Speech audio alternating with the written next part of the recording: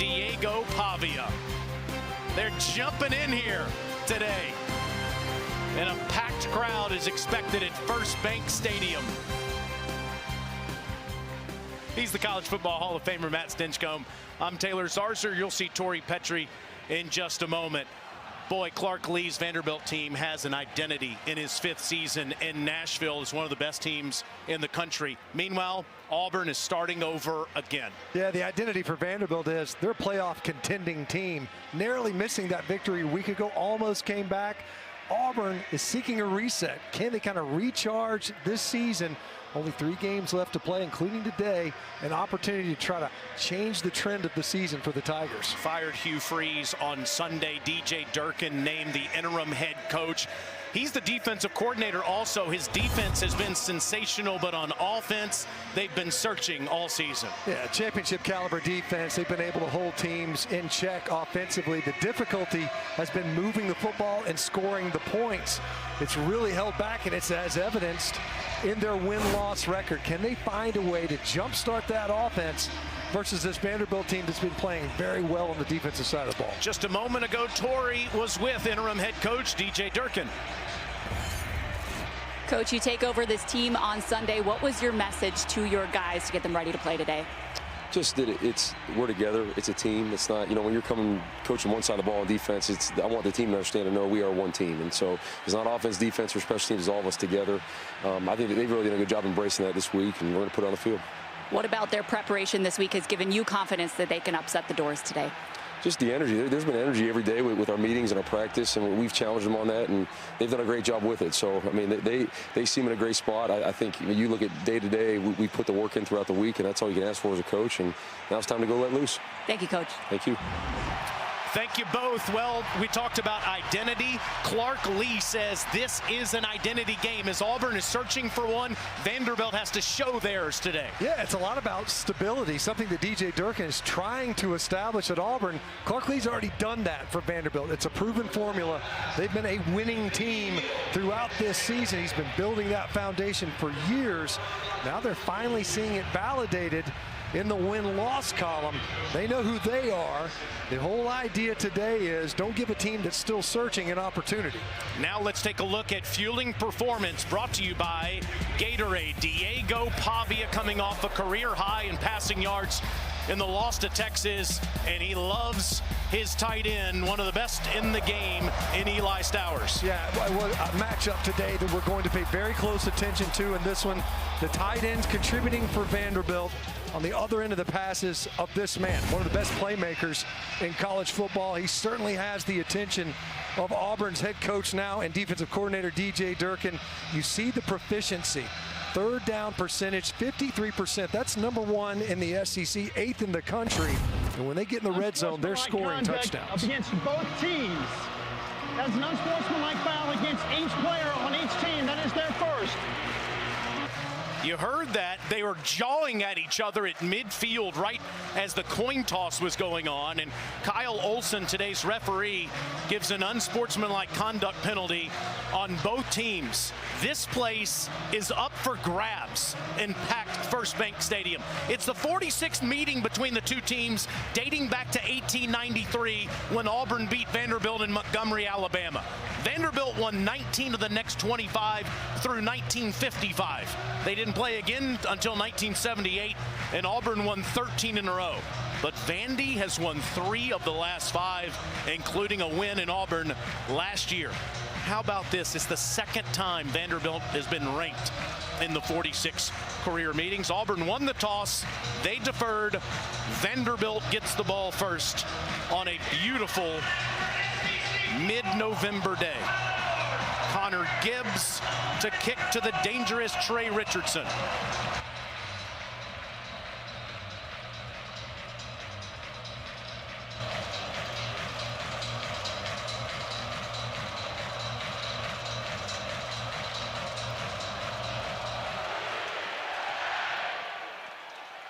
Diego Pavia, and Vanderbilt will come out and start at the 25-yard line. He has lit up the Auburn Tigers the last 2 years against New Mexico State on the Plains. He won 31-10, and the last year, Vandy became bowl eligible. Stinch and I were there to see it.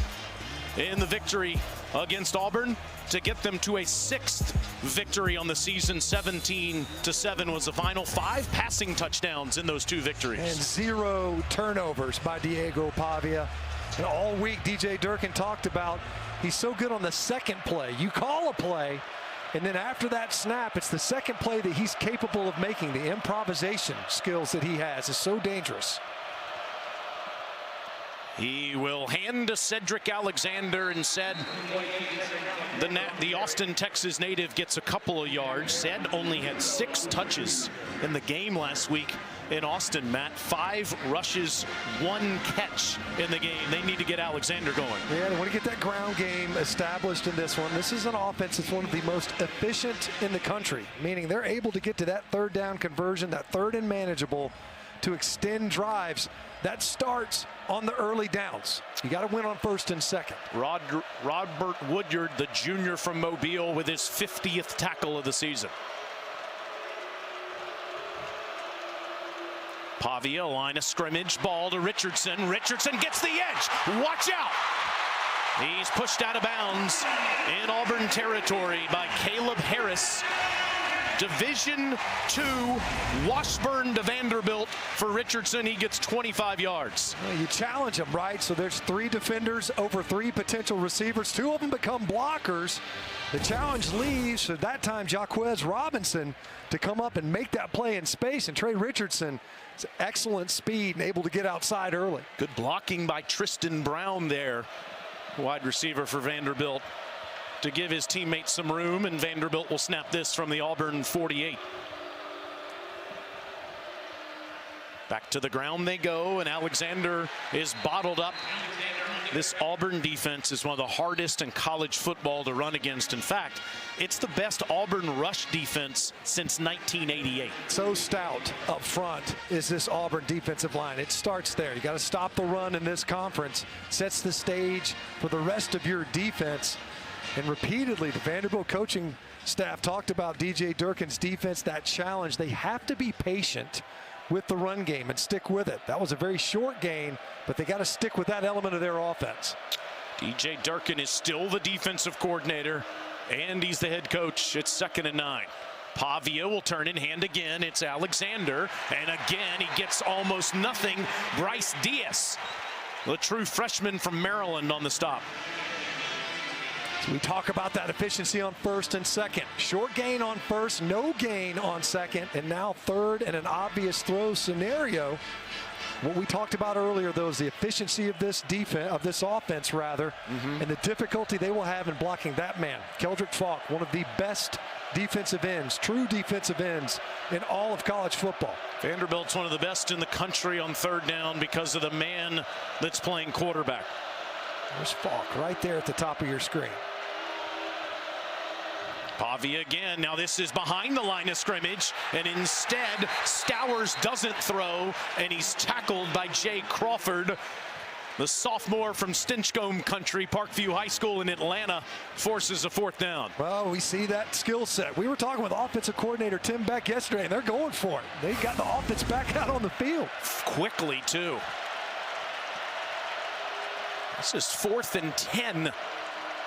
Are they just trying to gain a free 5 yards?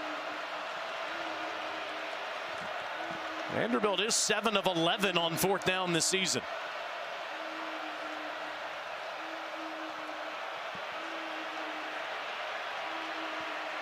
And they will stay that way. Well, we talked with Tim Beck yesterday, and we wanted to know Eli Stowers, after an excellent game as a receiver in his tight end spot versus Texas, will we see him utilized in other ways? That was going to be a double pass, very well defended by Auburn. Watch at the top of the screen, not fooled. So you see running with the receiver, Stowers. They wanted to set that up. You mentioned it, Taylor. It's a backwards pass. He's eligible to throw it a 2nd time. Well defended by the Auburn defense. You give up that big shock play to Trey Richardson early. Good job by the Tigers defensively, stopping that drive. Interesting, too, Matt. Clark Lee said too many aggressive decisions cost them last week. Wants to end every position in a kick, and sometimes a punt is okay. And even though Vanderbilt's drive ends at midfield, that's what they'll do here with Nick Haberer The Aussie punter punting it to Malcolm Simmons. And Simmons calls for the fair catch at the 12. But you said it in the open, Matt. It's not Jackson Arnold today. It's Ashton Daniels. He came in the game and started against Kentucky last week after in relief duty, finished the game and helped Auburn beat Arkansas 2 weeks ago. You know, they thought they gave him a little bit of stability more than anything else. You know, you look at the numbers, didn't light it up necessarily. He was only 6 of 8 as a passer, but he's a veteran guy. He's played a lot of football, and he also brings a very dangerous run element. Last year in 2024, he played for Stanford, 14 carries a game, very active in the run game.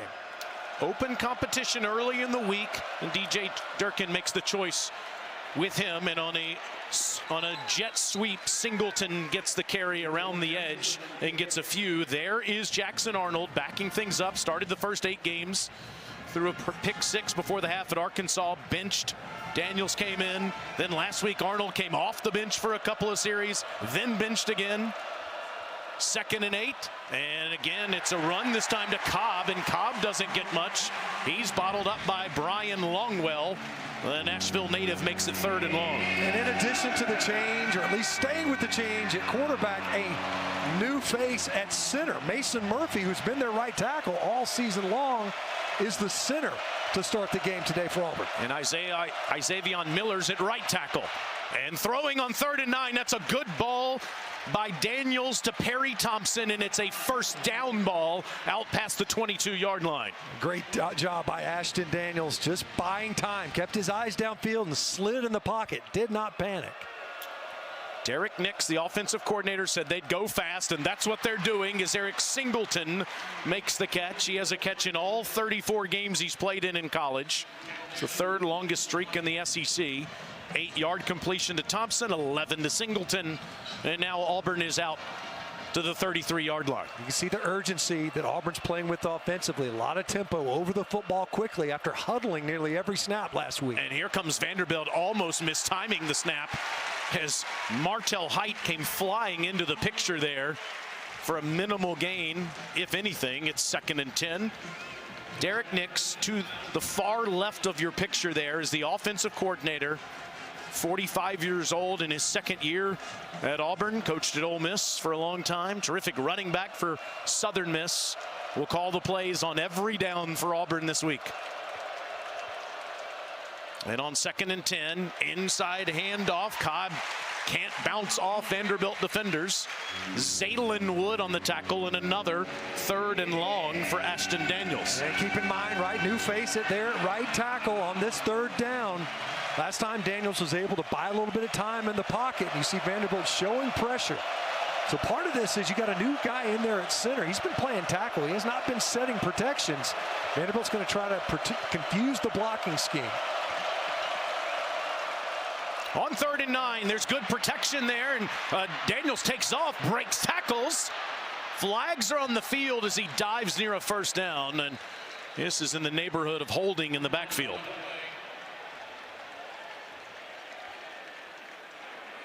Holding, offense, number 72, 10-yard penalty, still 3rd down. Isaiah Too Tall Miller back as a starter this week at right tackle. Yeah, saw him in there at right guard late versus Kentucky, but now watch right here on the edge. As we mentioned, the regular starter at right tackle, Mason Murphy, in there at center and just pulls him down. Got knocked back a little bit. That's a great power rush. And Miller just pulling down there late to draw that holding penalty. Got to be smart here if you're Auburn. Your defense is playing strong already. Got an early stop. What you can't afford is to turn the football over here. Try to pick up some yards and play field position. And there's the line of scrimmage throw that goes to Simmons. Simmons is free. And he's into Vanderbilt territory with an Auburn 1st down. I'll tell you, Taylor, this is something we hadn't seen yet. We were expecting a lot of throws to the perimeter to challenge Vanderbilt. This is a conservative play call. It's just a screen to the right side. Get some big bodies like a tight end and Preston Howard out in front. And they're able to get bodies on top. And Vanderbilt once again giving up plays on 0 yardage passes. 39-yard hookup there. Stepping up and out of troubles. Daniels on the run. It's incomplete. Simmons was wide open in the Vanderbilt secondary, but dropped it. Malcolm Simmons, the guy hasn't gotten a ton of touches, didn't touch the football last week, and once again Ashton Daniels showing great ability to elude the rush, buy time. He throws a strike. You got to find a way. You got to come up with that catch if you're Malcolm Simmons. But right now, they talked about it, the Auburn coaches. We're going to stick with it. We're going to establish who we want to be offensively with this tempo. Another sweep, nope, a fake, and Daniels wisely faked it, because it would have been a tackle for loss, and he gets down to the 33-yard line. Senior from Buford, Georgia, looks steady on this opening possession. His dad, Juan, played wide receiver for the Georgia Bulldogs with Mr. Stinchcomb about 30 years ago. That was a heck of an athlete. You can see that. He's got some wide receiver in him for sure, showing some of that speed at quarterback. Last time, Vanderbilt got a great rush on that right side, drew a holding penalty that Auburn was able to overcome. 10th play of the drive, and another good ball and a third down, and another conversion on a third down. This one to Singleton. 3rd and 7, 3rd and 19, and now 3rd and 6. Yeah, they got to get the ball to Eric Singleton. Got to get it to our playmakers more. Already in the ground game, Singleton got that touch early.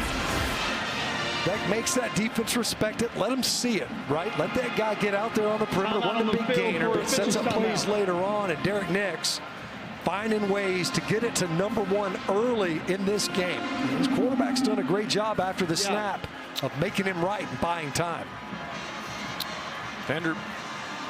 Vanderbilt expected line of scrimmage throws. They expected some runs, but it's been the 3rd down passing on this first drive. We'll be right back.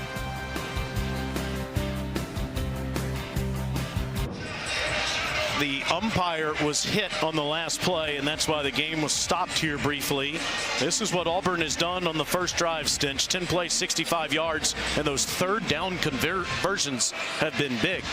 Yeah, 3 for 3. I mean, has done an excellent job. If it weren't for that injury to the umpire, Auburn was running their tempo offense and had the Vanderbilt defense on its heels. And on this play, it's Daniels going straight forward for a few yards down to the 22-yard line. The story has been, so far, Auburn has been very, very consistent, right? They're testing the inside of that run game. We thought they were going to go out to the outside. It was that big conversion on the 10-plus after the holding penalties. Really the only time we've seen the ball spit out on the perimeter in the passing game. On 2nd and 8 in an empty backfield, Daniels. Pockets collapsing, but he gets out of there. And that is near a first down run down inside the 15. You know, it's been the scrambling more than anything else. And I don't mean just as a rusher, but his ability to buy time in the pocket so far in this game, where they've been able to push around, evade the rush, keep his eyes downfield, but also tuck and run, which has been outstanding. Down to the 14-yard line on this long drive. It'll be the 13th play of the drive.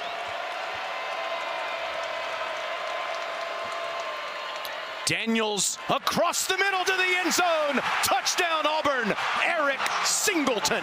What a statement on the opening drive by Auburn.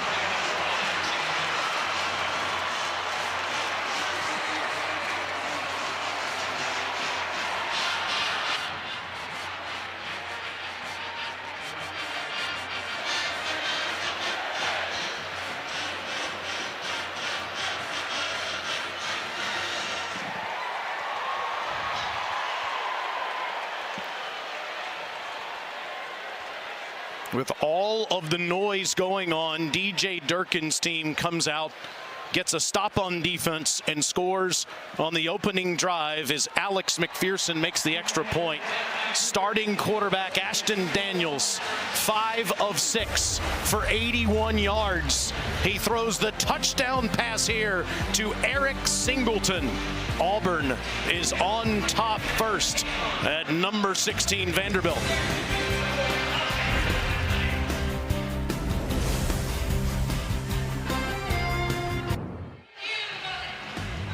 SEC football is presented by Sonic. Create a free Coca-Cola your way, any size, any flavor, in the Sonic app, and in part by T-Mobile 5G home internet. Team Fast Tracks is diving into FirstBank Stadium. Matt Harvey, Sam Deeds are the ground specialists today. Larry Compton, Everett Joyner, and Kevin Engel jumping into the stadium today, doing it in honor of Army Staff Sergeant Timothy Walker, who gave his life in 2008 during Operation Iraqi Freedom. Those ground safety specialists have the most critical jobs to protect the landing area. And we are so grateful for them. 3 days before Veterans Day. That's just the second Auburn passing touchdown in the last 21 quarters. And those third down conversions were big as we send it down to Torrey. Well, guys, there is no question that Auburn interim head coach DJ Durkin brings intensity to his defense, but their offense got it this week too. Running back Jeremiah Cobb told me that the message was that the offense needs to be more violent and physical. He told me, I feel like our offense needs that message, and we have practiced with intensity this week. I love it. Yeah, it's funny, Torrey, that Derek Nix, as we just showed him, said we're going to pack our running game for Nashville. He packed the passing game as well on that first drive. Yeah, he did. I mean, you talk about it. The fact that Ashton Daniels did such a good job of avoiding the pressure. It's something that Auburn struggled with all season long, is protecting their passer. Daniels did a good job buying time there. How does Pavia and Vanderbilt answer? Diego with all day throws near side to Hoskins. And Richie stays in bounds and picks up a first down in front of Kay and Lee. You can fully expect, Vanderbilt's not going to change that offensive approach. No need to yet. We saw that punt earlier, and as we mentioned, they don't do that very much. Not a lot of defenses finding ways to get Vanderbilt off the field. Oftentimes, they establish these long drives. They only average about 2 punts a game. That's the fewest in the entire conference. Very efficient offensively. You saw Tim Beck calling the plays upstairs. What a job he has done with this man, Diego Pavia, and their time at New Mexico State and here at Vanderbilt. And now on the design quarterback run, Diego takes on Tigers up near the 40-yard line. Diego is the leading rusher for Vanderbilt. He has over 500 yards rushing on the season. He ran for 801 last year. That was a school record. You can see the guy just contributes so much to this offense, not only as a scrambler, design, QB runs. Thick guy. I don't know if he's 6 feet, and I think he's a little bit more than 207. That lower body, there's no doubt that he can absorb contact and pick up yardage running through would-be tacklers.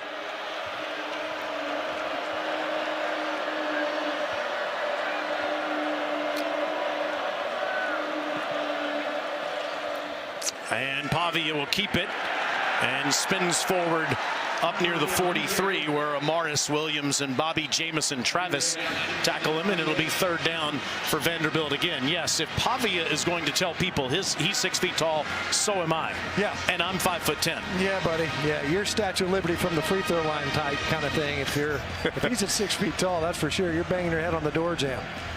But right now, that 3rd and 4.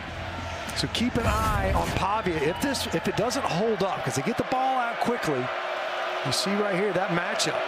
Keldrick Falk, thought to be one of the best overall prospects, number 18 in the upcoming draft. At the bottom of your screen at the end of the line, right there. On 3rd and 4, that's a first down ball into Auburn territory, and there's Mr. Stowers. We talked about the one NFL draft prospect as a rusher. What about his counterpart, the tight end? Stowers had such a game last week. Huge, 7 catches, 2 touchdowns versus Texas. Would have had a pass attempt in this one earlier where not so well defended by Auburn, but came up big on that 3rd down to get the conversion. Pavia-Stowers relationship. And there's Keldrick Falk again. We're talking about 2 guys that are going to be playing on Sunday soon enough. M.K. Young lines up next to Pavia, and that's Alexander behind him, following Young, and diving forward. Physical first down run by Said for 10 yards. Well, it's interesting. So many different guys contribute to this Vanderbilt offense. Nice lead block that time, something you don't see all the time. M.K. Young, another New Mexico State product in this Vanderbilt roster with a nice lead block for Cedric Alexander. These guys are unselfish football players. They contribute in a variety of different ways. They share carries, and they contribute as pass protectors and in the receiving game. Young is out. Newberry is in with Alexander as they blanket Pavia on this first down. And sticking with the ground game, it's Newberry. And A.J. gets down to the 25-yard line. Another Texas native and another first down for Vanderbilt. The ground game is alive. After last week, they struggled, Stinch, only 58 yards rushing. Timeout on the field for you see an Auburn defender down. Looks like Malik Blockton. Sophomore from Pike Road, Alabama. And we'll take a timeout.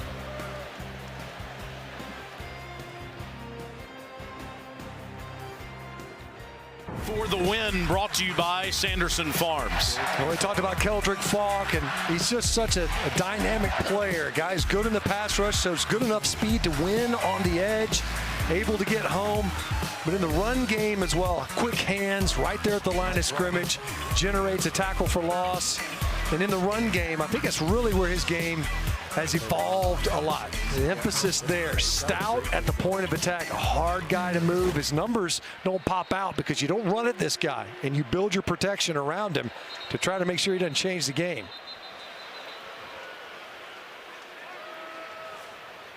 Kyle Olson stepping in here, the referee. The injured player was number 47. He must remain out of the game for one play. Malik Blockton injured on the last play and cannot return until after this one is over with. Vanderbilt has not been running at Keldrick Falk. No one does anything towards number 15, but they have been effective on this possession against one of the best rushing defenses in college football. And Pavia with plenty of time to survey, and a tight throw is incomplete. Tried to squeeze that into Stowers in between DeMarcus Riddick and also Caleb Harris. Yeah, nice protection, clean pocket. As you mentioned, just spit it out there. That's very well defended by DeMarcus Riddick.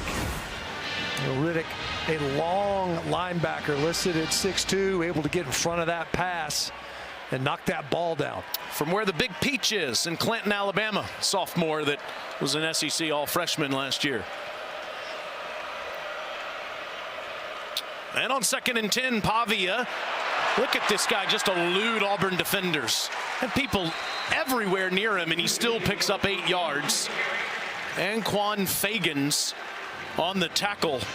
So hard to bring this guy to the ground. Yeah, this is a negative yardage play right here. So you end up with 2 unblocked defenders in the backfield. Pavia not only demonstrating vision, but able to sidestep. You know, we said this often. He's not going to run away from a lot of defenders, but you never really get a clean lick on him. He's a guy that doesn't take a lot of hard licks because he does such a good job of evading that. So shifty. Instead of 2nd and long or 3rd and long, it's 3rd and 2. Option, and there's the shovel pass. First down, Stowers. Well-designed play call by Tim Beck to the 10-yard line. We had 2 pitchmen right there, so he could have pitched it with his right hand to the outside option, or as Stowers comes across, there's the underneath. So he could have pitched it right. Instead, he pitches it left, and defensively, you got to commit one or the other. Of course, that quarterback keep is dangerous. We saw Pavia in pregame. He's working on his pitches, the ball handling. He gets the ball out, catches that snap, and can spit it out as a passer or as a pitch in the option game. It is Alexander, and he gets down near the 5. Riddick had a chance at him at the 10. We talked about Pavia earlier. You know, that time Alexander, great effort on the zone right there at the line of scrimmage, and able to get outside. And you think this guy's passionate? He's more than a head coach, a defensive coordinator trying to get his crew fired up. Vandy's on the doorstep when we come back.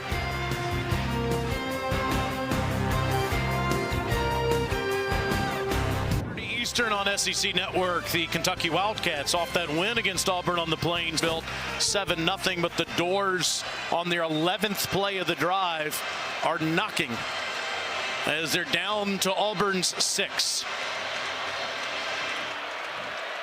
Usually in this red zone, the number one target is Eli Stowers, not on the football field right now for Vanderbilt. Second would be Junior Sherrill. That's right there at the bottom of your screen. That's Richardson, but Pavia keeps it. He's in trouble. Can he break free again? And he gets near the line of scrimmage. Good open field tackle by Kieron Crawford, and Pavia and Crawford are talking about it. Not a lot of gives, and you wonder, that looked to me to be a give read that time for Diego Pavia. He hung on to the football, ended up working outside. Keldrick Falk got in there, boxed him in. Pavia had to work hard just to get back to the line of scrimmage. What does Diego do on 3rd and goal? Here's Stowers right here. We talked about him, wasn't in the game on that last snap.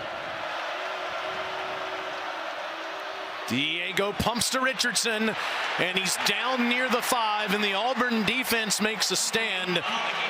And Brock Taylor will come on to attempt a chip shot field goal.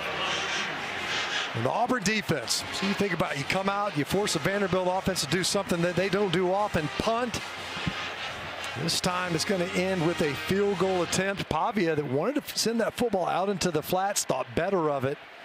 Auburn stayed at home. Excellent job finding a way in that red zone defense to turn away an offense that's very proficient scoring touchdowns this part of the field. Brock Taylor's an excellent junior kicker from Knoxville, one of the best ever for Vanderbilt. But I'm looking forward to these short fads being over with. 7-3, Auburn leads the Commodores here on the west end of Nashville.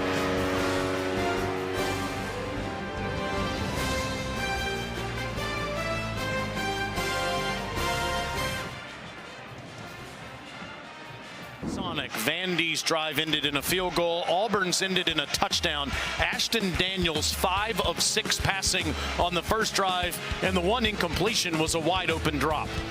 Couldn't have started really any better. Excellent job starting this football game off. The tempo, I think, probably helped. Protection was able to hold up just enough. The truth is, Ashton Daniels did a great job of buying time. Not only able to scramble a couple of times, pick up some yards with his legs, 3 different rushes, but that 5 of 6 to start and getting in the end zone in the passing game, something Auburn has not done. 21 starts for Stanford. DJ Durkin was with Torrey just a moment ago talking about that offense.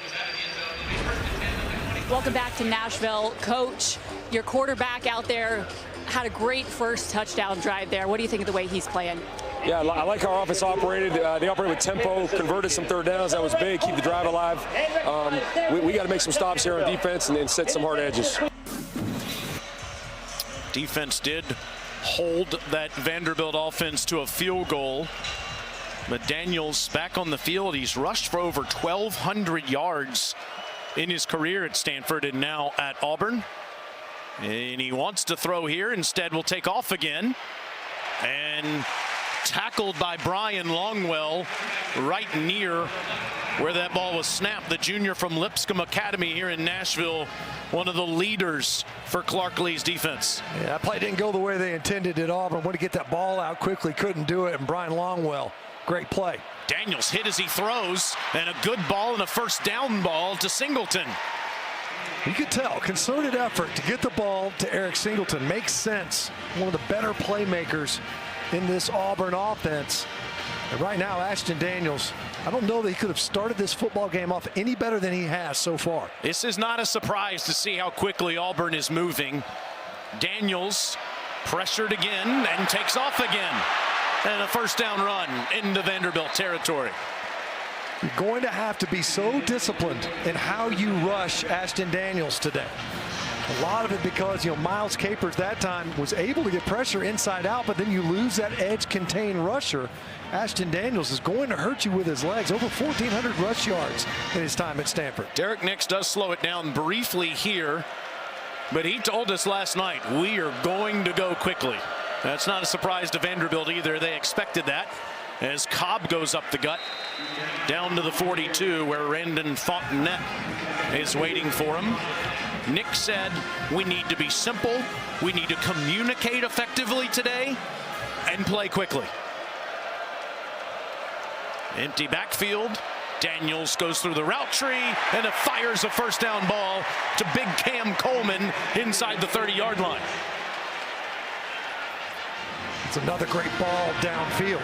And we've seen this now. They're able to extend these drives. Keep in mind, we're already in the second quarter. Auburn only had the ball once in the first quarter. It wasn't like they're putting the football away. There's not going to be a ton of offensive possessions in this game. If it's typical for a Vanderbilt game, they extend drives. Auburn, very effective, though, with this second possession. Only the second possession they've had all game.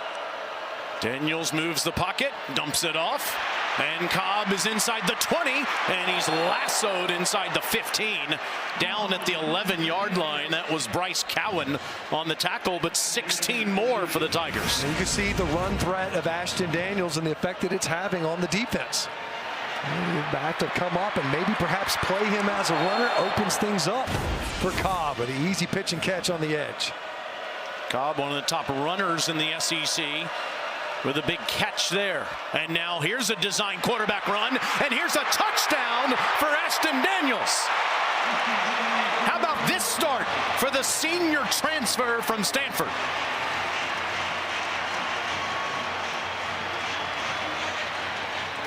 Well, he's coming out of Buford, Georgia.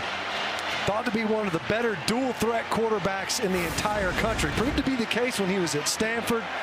Was that proven out this entire game, where he's either in the passing game bought time, he's been on target, he's been opportunistic as a scrambler, and now in a QB designed run, able to get in the end zone.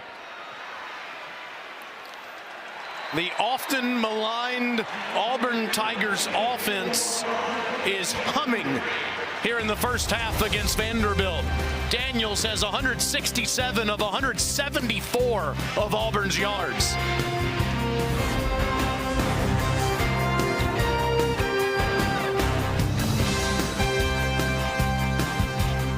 Back to that touchdown run. So we're going to get a back block, and then watch this pull around on the play side linebacker. This is as clean as you can make it. Great job getting upfield. And of course, Ashton Daniels able to capitalize. That was a very well-blocked run on QB design down there in the red zone. This Auburn offense is clicking 2 for 2. You might want to go to the other end of the bench if you're around him right now, because it just can't get any better. The one drop on that first drive, and also has run it for 38 yards and a score.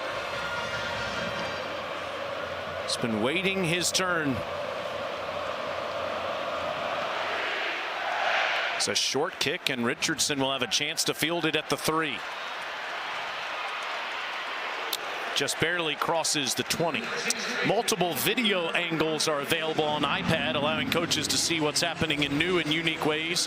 And video can be annotated with Apple Pencil to convey important information on specific plays. It is a huge advantage in this day and age to be able to have that real-time information.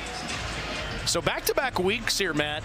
Vanderbilt has trailed by double digits in the first half. They scored the last 21 points of the game last week in Austin.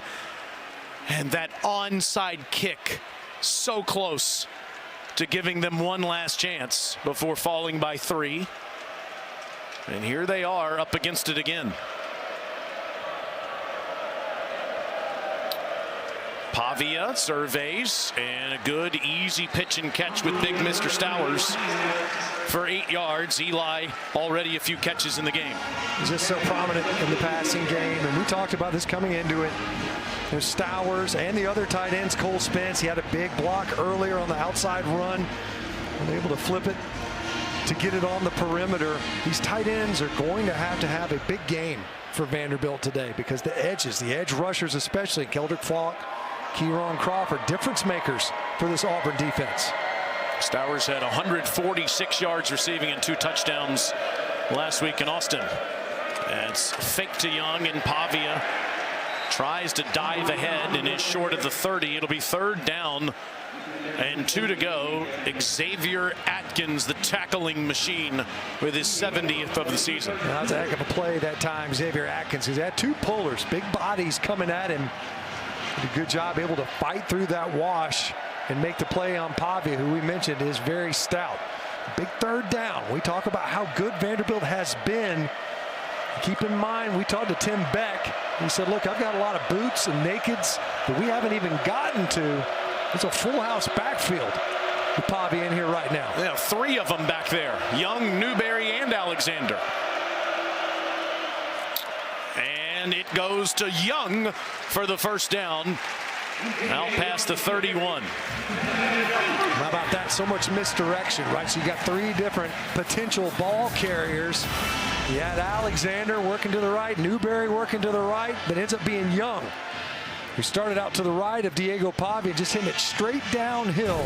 All you're looking to do is make those linebackers hesitate, maybe take 1 false step and almost block themselves. Big conversion to be able to maintain this possession. Only open offensive possession was the start of the game for Vanderbilt that was forced to punt. Did cross midfield on that one, though, and scored a field goal on the second one. So they've moved it effectively as Pavia is forced out of the pocket. And we'll have room to run for a first down. We talked a lot about Ashton Daniels in this game, rightfully so, but it's Diego Pavia. He's made a career out of this. Nothing downfield, don't like it, flush out of that pocket. And both these teams, both these defenses, the challenge is that quarterback, if you get to him, might not be the best thing, because now you got to get him on the ground. If you don't keep him contained in that pocket, able to get out on the perimeter and pick up first down yardage. There haven't been many that have made as big a difference here on this campus as he has, as he throws to Stowers, and that's his 4th catch. Eli's trying to break tackles from Tigers, but Robinson and others bring him to the ground. You know, Diego Pavia, when you're down there on the ground with him before midfield, or before the game at the field, I should say, you look at him compared to all the other guys and you think, what is it that separates this guy?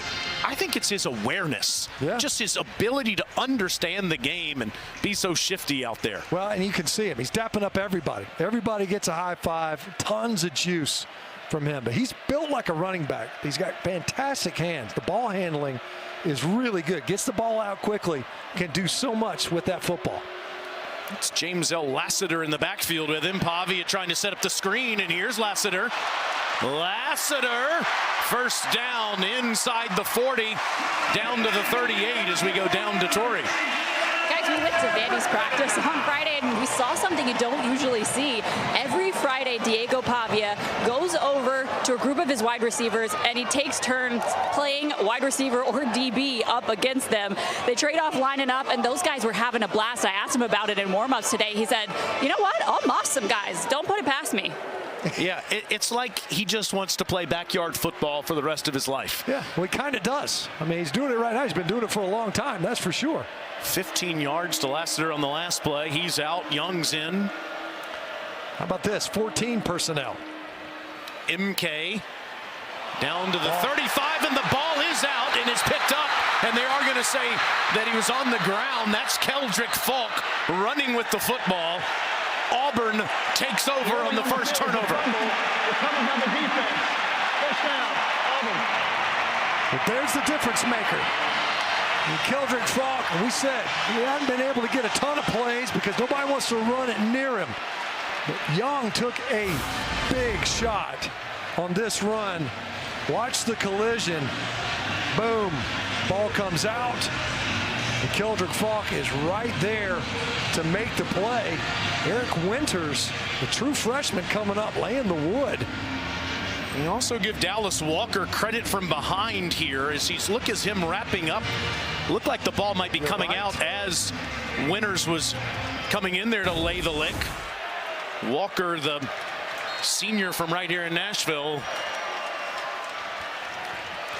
That's 9 forced turnovers in the last 4 games for Auburn. And back to work goes the red-hot Daniels. Eric Singleton, first down catch. Now you see a little bit of a change. Now that time only rushed 3, dropped 8, still able to find Singleton over the middle. Now to the ground. Cobb gets free for the first time today, and that's a first down run. Well, right now, and you can see a helmet pops off of a Vanderbilt defender. But this Auburn offense, we talked about it, lacked identity. They really didn't have a ton of rhythm. Last week, that's totally different from what they had versus Kentucky. They were a methodical offense, stagnant almost, huddling. It was like a plodding pace. Much more up-tempo in this game. 11-yard run, an 11-yard catch on the first 2, and this is even bigger than that. Cobb down near the 20. This is the Auburn offense that Hugh Freeze envisioned, and it's happening without him with DJ Durkin and Derek Nix. Well, it's a run box. There was 5 defenders near the line of scrimmage. You get a hat on a hat. All the offensive linemen covered them up. Great blocking up front. This Auburn offensive line, maybe that change of Mason Murphy from right tackle to center having the desired effect so far in the ground game. 23-yard run by Cobb, and now Daniels from a muddy pocket gets out of there. And he's taking on tacklers near the 20. That's Longwell that'll get credited with it. DJ Durkin and Derek Nix were effusive with their praise about Coach Freeze and how much they loved him and how much Coach Freeze loves the entire Auburn family. And that relationship will continue. And they very much wanted to coach and play for him today. And I'm sure Coach Freeze is watching, enjoying this start.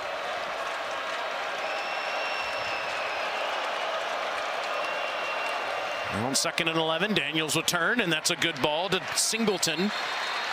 And he gets out near the 15, and it was whistled dead where Height made that tackle. And of course, the Auburn side of the stadium wanted a little extracurricular, ended up just getting tangled up a little bit. So earlier we saw the Auburn defense find a way to get a red zone stop and force Vanderbilt to kick a field goal. It's imperative for the Commodore defense right here to get a stop on 3rd down. Down, as you mentioned, double digits already in this game. Got to find a way to force a field goal if you're Vanderbilt defensively here. Haven't been able to get off the field on this down yet. Daniels. He's out of there again. And it's diving just short of the goal line. Height kept him out, but it's 1st and goal, Auburn. That's great awareness that time by Xavier Miller. It's almost like he could feel Daniels leaking out. You see, it's almost being like a reach block on the perimeter. It was clearly an intended pass. And you see wholesale substitution now, and it looks like Cale Ellis, who was the starter at center, just substituted into the game. It looks like he's going to line up at center. He is. Cale Ellis back in there at center. They got an extra offensive lineman. And a movement there by Xavier Chaplin. So they tried to bring it. So you bring in Cale Ellis. Number 65. You move your left tackle over to the right side. You're trying to get extra. You have 2. You add an offensive lineman. It's a big personnel grouping. Look at this. You got offensive linemen in the backfield.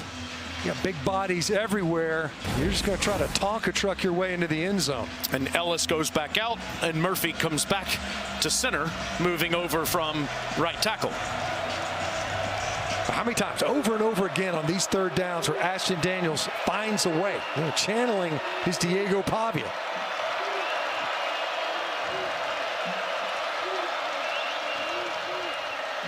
Daniels just has to throw that one away. Pressure in the backfield by Nick Rinaldi.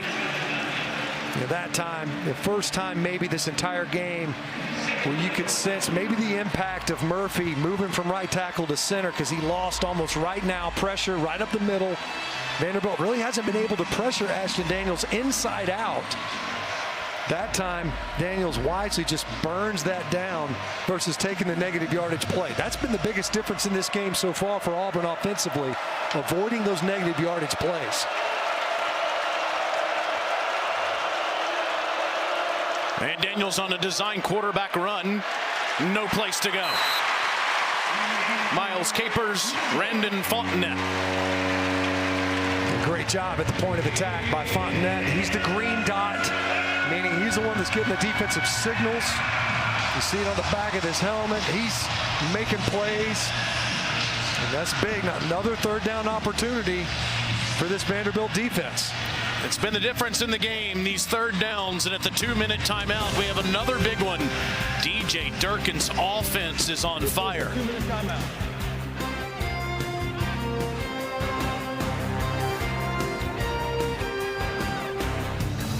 Auburn and Coach Nix's offense have been on third down today. And 3 of those 4, Matt, have been 3rd and 6 or longer. Here's a 3rd and goal from the 8. And they've been able to do it passing. 3 of those 4 have been in the air. The other, of course, a scramble by Ashton Daniels. But more than anything else, not just as a runner to pick up yards, but a runner to extend the play. That's been the danger. Vanderbilt's found ways to either hold up in coverage or get there with pressure, but they have not been able to contain Daniels enough to keep him from being able to get a pass off or scramble for the conversion.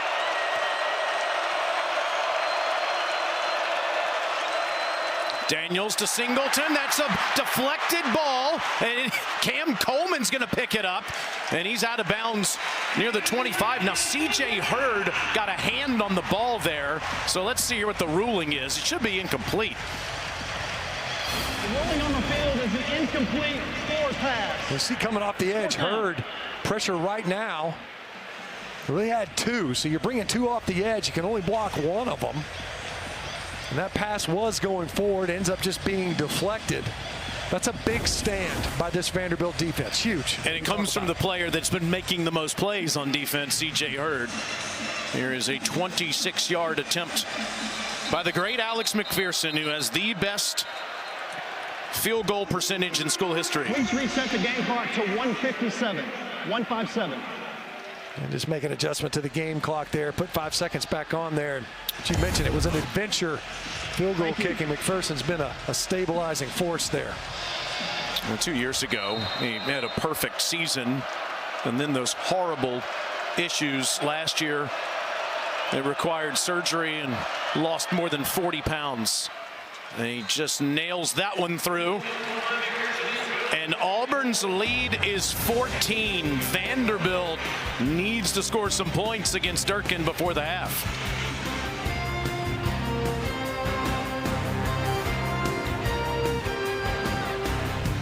Chills, what we call one of these days. Legends are made in that building right there. We on a whole nother level. Bigger than ever. We ACC champions. Who will be there for that? Could the Ole Miss Rebels be there for the first time ever? Roughing up the Citadel today, Lane Kiffin participating in wedding proposals. The Georgia Bulldogs crushing Mississippi State. A&M and Mizzou going on right now. Dari Noka has all of that covered. Back in the studio.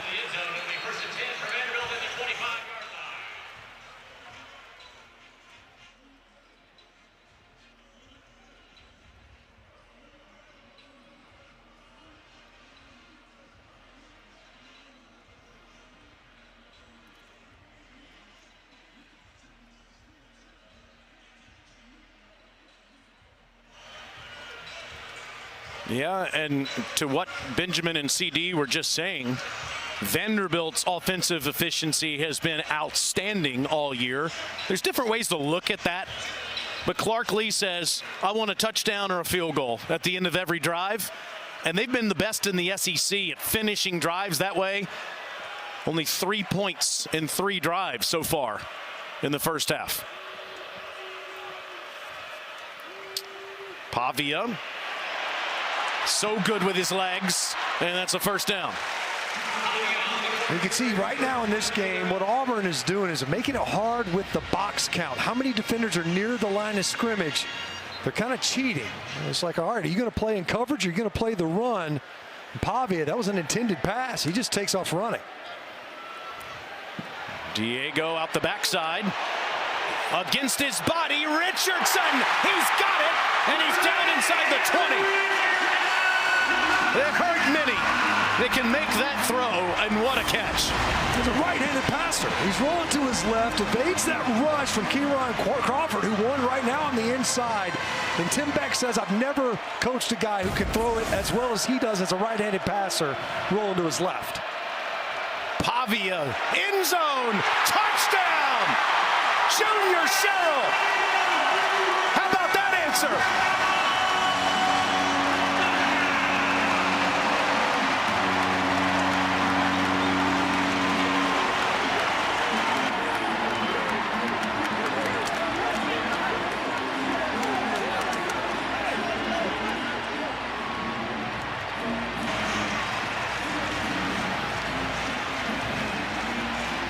That was 37 seconds, 3 plays, 75 yards. Junior Sherrill, targeted for the first time today, has now made a catch in 34 straight.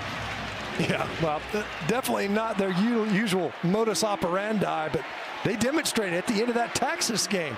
They were able to move the football quickly if they're running out of time. And boy, that was an explosive drive, and in short order, right here before half. You said it, Taylor. Going to find a way to answer it. They got the stop defensively. Diego Pavia, we've been waiting for. Where's that Pavia magic? Avoid the rush, rolling left. Look at this throw. It's beautiful to hit Trey Richardson over his sideline shoulder. So you got receivers, when they're running around that left boundary, he's throwing it that way, rolling to his left. He had to, and then he hits Junior Sherrill a strike. And the Vanderbilt Commodore offense exploding. It was kind of quiet to start. You punt, you got that fumble, you get in plus territory, and you fumble the football. 2 open possessions, and they're able to jump right back into this thing. And you look at those numbers, and you would think that Vandy would be up double digits, instead trailed by a touchdown. Pavia now 105 touchdowns in his career. That leads all active players. We've got a couple of quarterbacks, Taylor, that are playing great football. I mean, you think about Diego Pavia, so he has to improvise to get that conversion. Very reminiscent of what we've seen from Auburn's quarterback and Ashton Daniels so far in the first half.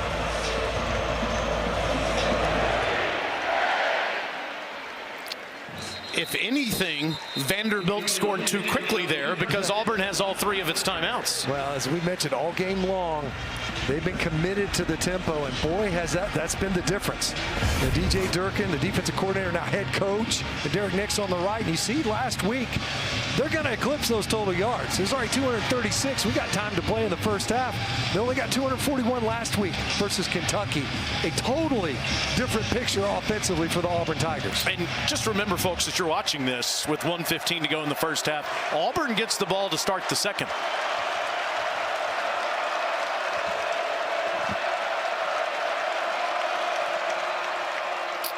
Daniels over the top. Incomplete. No flags. Brandon Fontenette wins the battle with Eric Singleton. Well, that's the matchup that they want, though. I mean, you look out there and you're thinking, okay, Brandon Fontenette versus one of our best athletes in space. And Fontenette, whoa. Well, he got there awful early, never got his head around.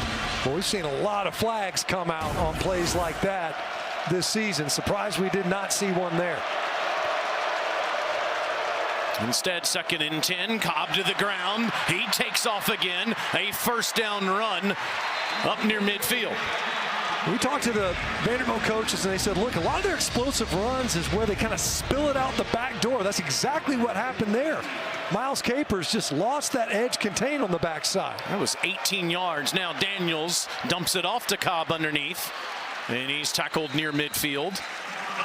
A heck of a tackle by Longwell right there, Taylor, in space.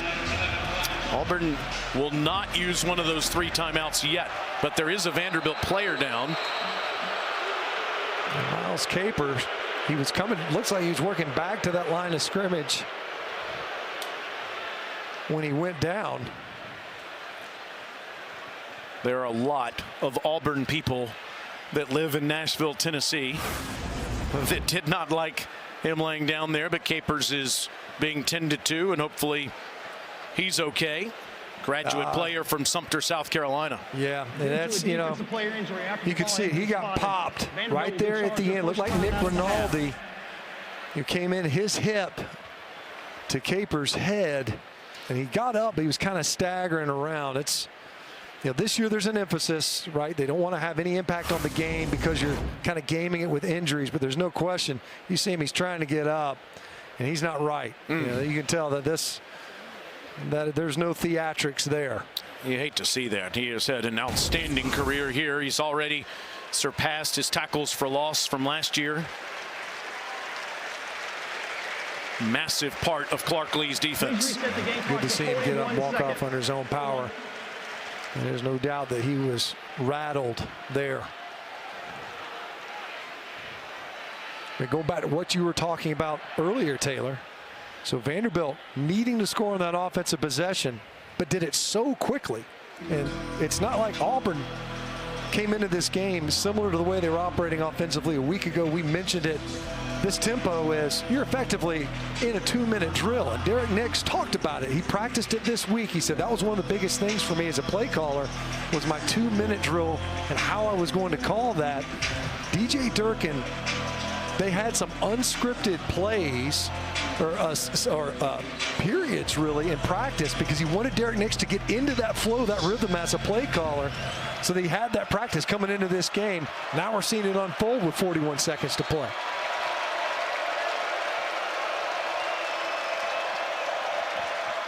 And Daniels takes off again, and he breaks tackles. There are flags down as he goes untouched into the end zone.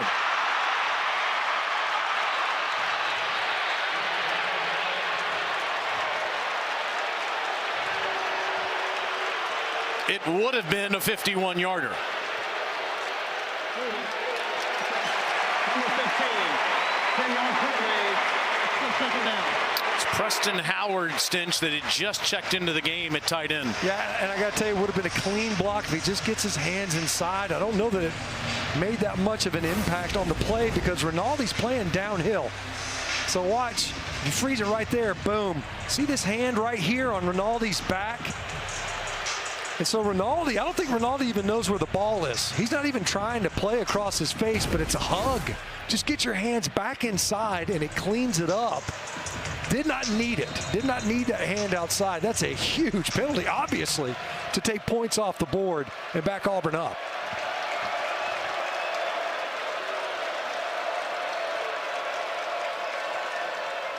On 2nd and 10, Daniels on a slant. Good ball into Vanderbilt territory. That is a first down to Coleman.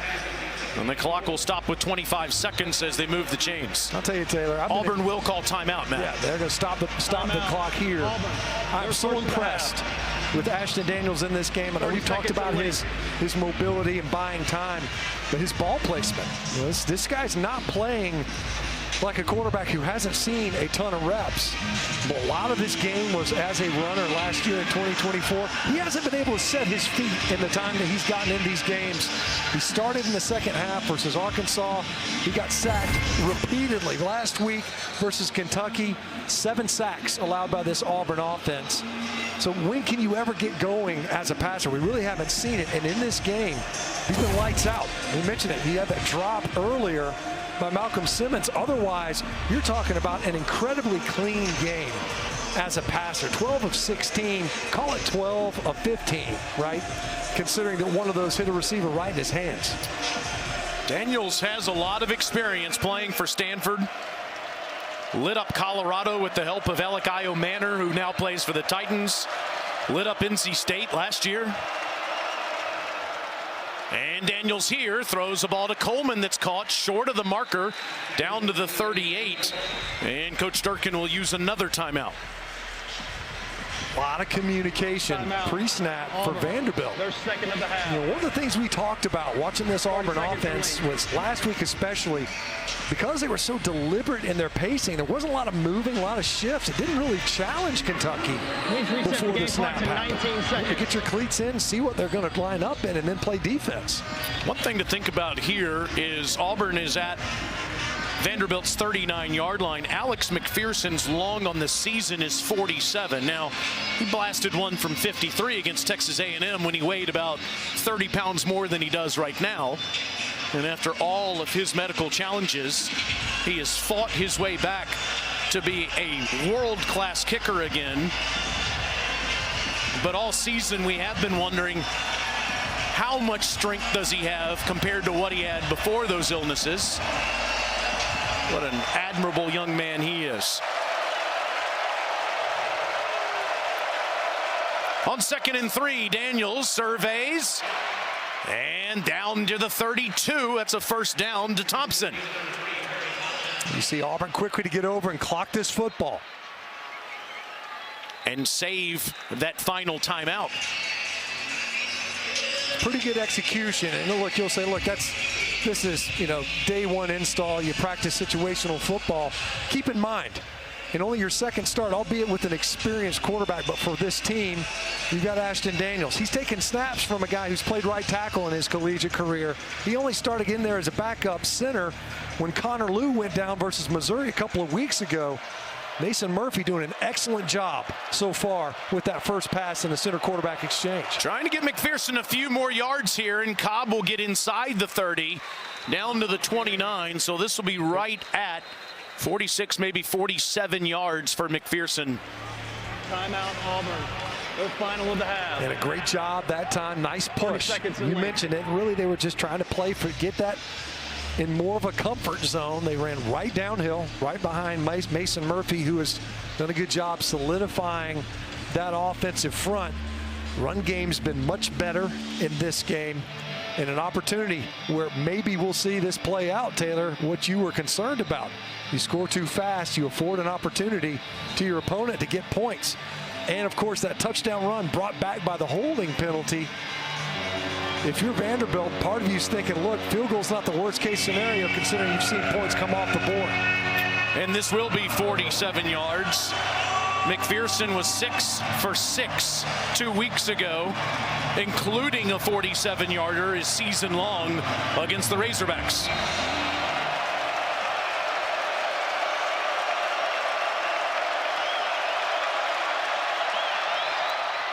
And this one is right through there. Auburn has won all 4 of their games when they've scored 20-plus points. They're 0-5 when they don't get to that number. And they're at that magic number at halftime. They sprinted out of the gates in this one, Taylor. And, of course, they get the ball first in the second half. And let's go down to Torrey. Coach, you get a touchdown and then you hold them to a field goal before the half. What does that do for your team heading into the locker room? Well, I mean, I'm glad we're within 10 points. There's not a lot to like about our defense right now. I do the 2 field goals there to finish, but we're taking on water. We got to play forward. We got to close some space earlier in the down. I love the drive and the response offensively. I think there's something to be said about the tempo, but we need to reset here and come out and play a really good half of football because obviously we're going to get their best. Thank you, Coach. Thank you. Thank you both. Coming up at halftime, you can watch the live performance of the Spirit of Gold Marching Band on over the Cumberland to the west side of Nashville. I love this town. Auburn leads Vanderbilt 20-10. And while Vanderbilt has been the talk of the town all year, the Auburn Tigers offense is the talk of the first half. Yeah, it's been remarkable, really. I mean, they're setting all kinds of superlatives, things that they haven't done really since their national championship game versus Oregon. We'll get into some of that, but it's the efficiency. Yeah. It's the possessions. They've been able to come away with points on all 4 touches, and obviously in a game where it's typically limited. You think about that quick scoring drive by Vanderbilt, 37 seconds, and just as you predicted, Taylor, could have been worse because Auburn got it in the end zone. A holding penalty took points off the board. Right now, this Auburn offense is humming in a way that we haven't seen in a long, long time. 12 first downs in the second quarter. That's the most they've had in the second quarter since the national championship game against Oregon at the end of the 2010 season. And let's talk about this week's secret recipe, brought to you by Bush's Grill and Beans. Well, we're talking about the offense. That's a pretty good ingredient, don't you think? How about these third down conversions, the passing game more than anything else? They got Eric Singleton engaged early in this game, but Ashton Daniels repeatedly using his legs, by time in the pocket, scramble yards downfield, even in QB designed runs. The first passing touchdown that the Auburn offense had seen in 21 quarters to open up the scoring tonight for the Tigers. And it's Cobb running laterally and losing yardage on the first scrimmage play of the second half. Brian Longwell and Mark Davis there for the tackle for loss. Clark Lee's defense needs a stop. Negative yardage plays. Weren't able to get many, only 2 in the first half. Now 3 in the game to try to slow down this tempo offense. Daniels on 2nd and 11, still upright. And Cobb slips a tackle. And instead of losing 4 or 5, he gets back near the original line of scrimmage. That was Joshua Singh that pushed him out. Well, that's great effort by Joshua Singh because Cobb breaks that first tackle. And here's the big play, Matt, where Auburn dominated the first half. 3rd and long. Repeatedly. And even when protection got there, the pressure got there, Ashton Daniels found a way to make a play, extending some of those downs until his receivers could uncover. It's a line of scrimmage ball to Singleton, and he can't get free. Vanderbilt gets a 3 and out to start the second half. Nick Rinaldi on the tackle. Well, that's the start Vanderbilt needed. When we talked about coming into this game, Auburn couldn't have started this game any better defensively. Here in the second half, this is exactly what the Vanderbilt defense needed to do. The first empty possession of the game for the Auburn offense. They typically average 5 punts a game. Now the first time that we'll see the punting unit after an interesting shift to start this down formationally. And Martell Heights a little confused back there at return. Hudson Cocklake to get out there, and the left-footed punter kicks it away from Height. And it'll roll dead inside the 28-yard line. That is a 43-yarder. Let's send it down to Tori Petrie. Well, Taylor, I caught up with Auburn interim head coach DJ Durkin at the half, and he told me that he told his guys in the locker room that, yeah, we had a first half of good football, but that's just one half. This is a 60-minute game. This is a really good football team we are facing, and they're going to come out swinging in this second half. That's exactly what that Vanderbilt defense did. He talked about how his offense has been working really well with that tempo and getting off the field on 3rd down, but they weren't able to do it there. And Tori, to your point, and to DJ's point, Diego Pavia was fantastic in that first half.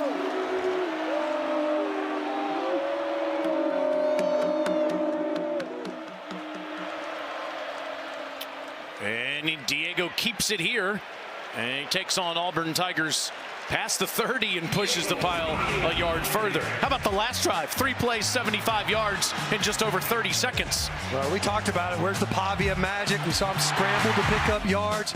Then we saw him scramble to throw the football, a dime to Trey Richardson, and then the touchdown throw to Junior Sherrill. Now he takes a shot down the seam, and what a catch by Stowers. A flag comes in at the end of the play. You believe Auburn had too many people out there. He dropped it in over Bryce Diaz. Illegal substitution. Of course, it's a matchup that they like. More than 11 players on the field at the time of the snap. That penalty's declined. Result of the play is the first down.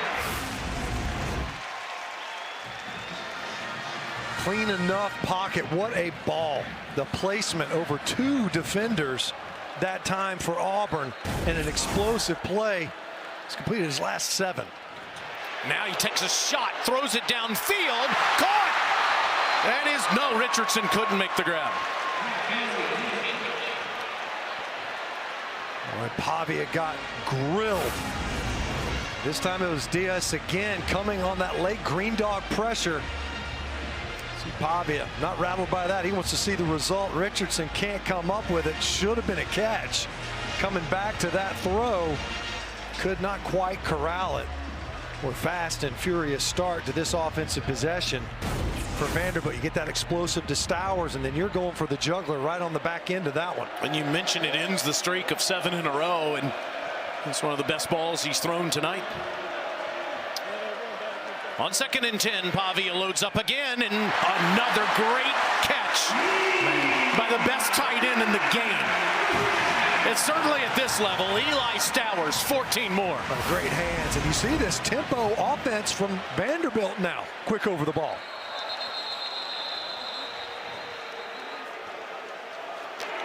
Prior to the snap, replay initiated a review of the previous play. Ruling on the field is to complete the catch. Well, there are a ton of NFL scouts that are a floor below us in the press box, watching some of the most talented players in college, and I promise they're watching number 9. Let's see if he makes a clean catch here. I don't see it make contact with the ground. It looked like he had firm control. His hands and arms were underneath that football, it looked like on the first look at it. All I see is cleats and kneecaps on that one. And assuming that it stands, he has the most receiving yards by any tight end this year in college football.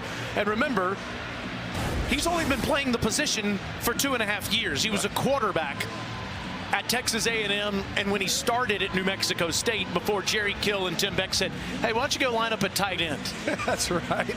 Yeah, we were on the field at Texas A&M. We were hearing from the coaches about what a great quarterback prospect he was on the team at that point in the future. And of course, ends up at New Mexico State, and a lot of things changed. Moved to that tight end spot, and as you mentioned, he's really come around, not just as a receiver.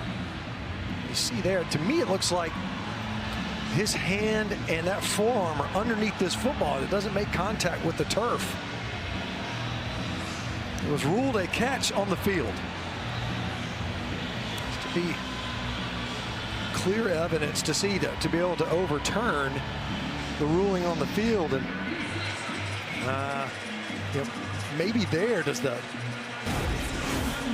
I just don't know if I see it clearly enough to where the ball makes contact with the turf. Let's see what they've decided. After video review, the catch has been upheld. It's first down. Vanderbilt during the play. Sideline warning against Auburn. 14 more for the graduate player from Denton, Texas. Now, what a weapon. Unbelievable. You think about last week, the 7 catches, the 2 touchdowns versus Texas. 6 tonight already early here in the second half. 2 big explosives. Big part of this Vanderbilt offense, especially when it comes to the explosive playmaking.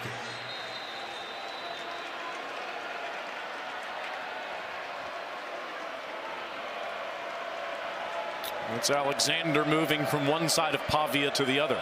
You got Stowers singled up at the bottom of the screen. Diego goes that way, and he wanted a flag. Here it comes. It'll be thrown on Rayshawn Pleasant. Pass interference. Defense, number 14. The ball replaced in spot of the foul. First down. I mean, we talked to Tim Beck, and they were saying, look, this guy runs routes like a receiver. So here he is at the bottom of the screen, singled up. Look, the safety's all the way over here. Watch him get across his face. Set him up outside, gets back across. He's underneath it. Pleasant's just all over him to try to prevent that completion. They talked about a route he ran last week versus Texas. He's like, look, that's just incredible route running ability. You got a tight end that can run routes like a receiver. And then he's so eager to get the other snap off, he jumps off.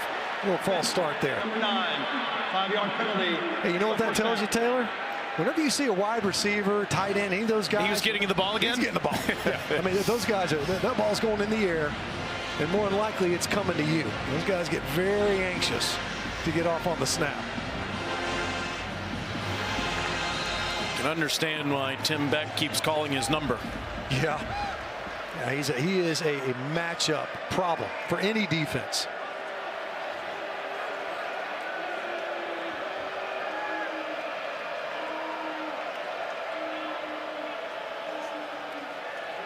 Diego gets out of there. Watch out. To the corner inside the 5. First and goal, Commodores. I'll tell you what, we can talk about linemen blocking, but Junior Sherrill blocked his tail off in space.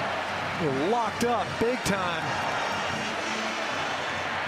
Pavi able to capitalize to pick up those yards.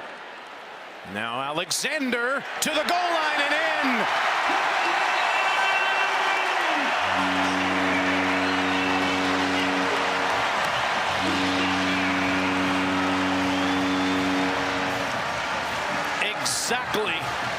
answer that Vanderbilt needed to start the third quarter. You said it. You get that stop defensively. You force the first punt of the game. And then you get a statement drive. Couple of explosive plays from one of your top playmakers at tight end and Eli Stowers. Diego Pavia making plays with his legs. Receivers getting in on the blocking scheme on the perimeter. And Vanderbilt quickly makes this up. Well, soon to be perhaps a 3-point game. Confirmed. It was all War Eagle in the first half, but Anchor Down is alive, Matthew. You got to start fast in the second half, and Vanderbilt has done it. An explosive play downfield. Stowers, great catches. Diego Pavia able to hurt him with his legs. And the Commodore offense able to uncork that touchdown to set the tone.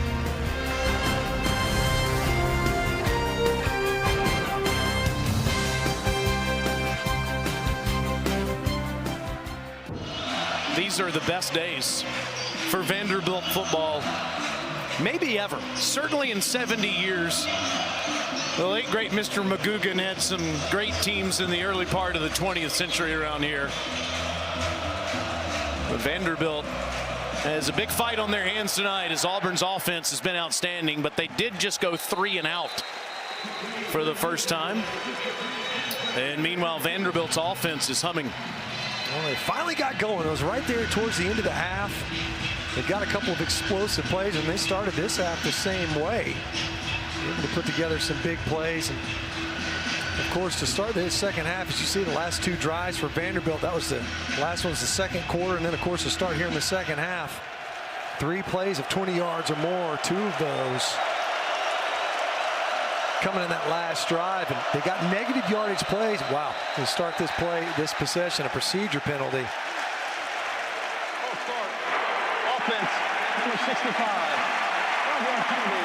Got left tackle Xavier Chaplin. Just came out of his stance, Matt. Yeah, and you know, they went unbalanced with an extra lineman on the goal line earlier, and just, yeah, you can see it. You know, I don't know that he knew that they were going to be shifting Cobb in the backfield. Backed him up. So now again, second possession here in the second half, and already behind the sticks.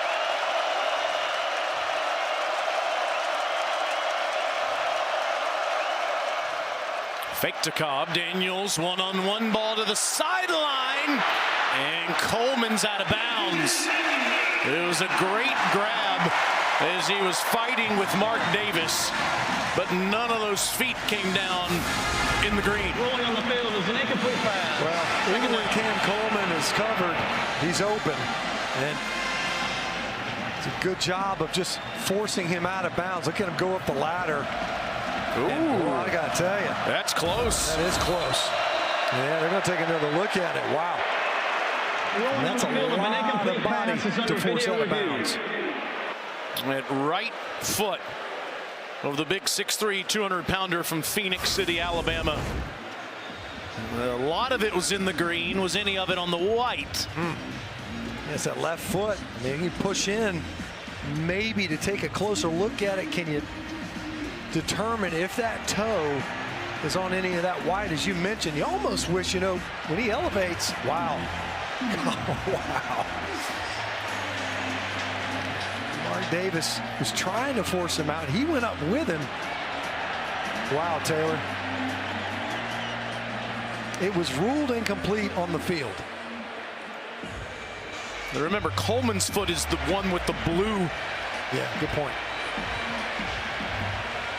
That's Davis's foot is the white shoe. Cam Coleman's foot is the blue shoe. Yeah, that right foot. That right foot. I mean,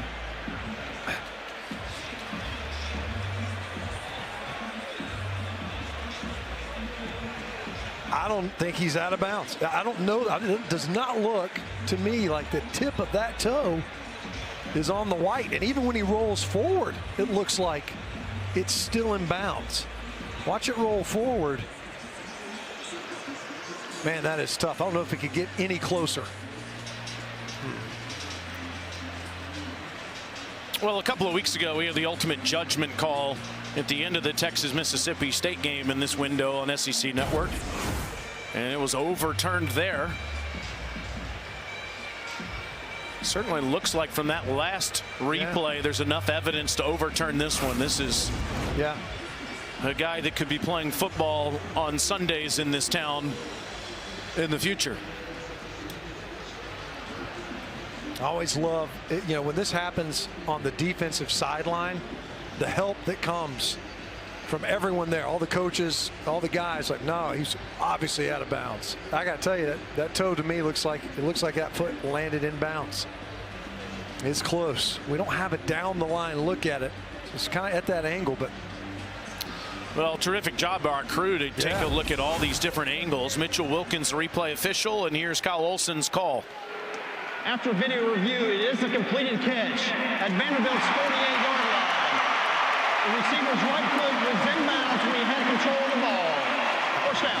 That is a 32-yard reception to the dynamic Cam Coleman, his 9th catch of over 20 yards on the season. Well, Derek Nix told us. He said, look, and DJ Durkin said early in the week, we're going to be aggressive.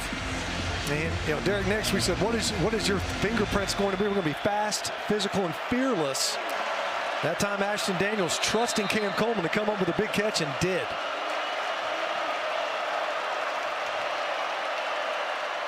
And now Cobb to the ground, not much. Did he go down, though? They're letting the play continue, and if so, it's a first down. He was wrapped up by Brian Longwell, but I don't know if Longwell put him on the ground. I don't think that it would have been Cobb's right knee, I think, that would make contact. It did not. No whistle. Great job, great awareness by Cobb. 15 yards, the play stands. Coleman makes the catch inside the 30. Take another look at that Cobb run. Longwell's in there. It's that gator roll type tackle, and you see his right knee clearly not making contact with the turf. Daniels, good ball to Singleton. Well, he's seeing it. Ashton Daniels in a rhythm. You think about it, it was ignited by that catch by Cam Coleman. Acrobatic catch that it was. And Auburn able to stand on the gas and lean on the Vanderbilt defense here. And Singleton has a season high 8 catches for 78 yards in the game.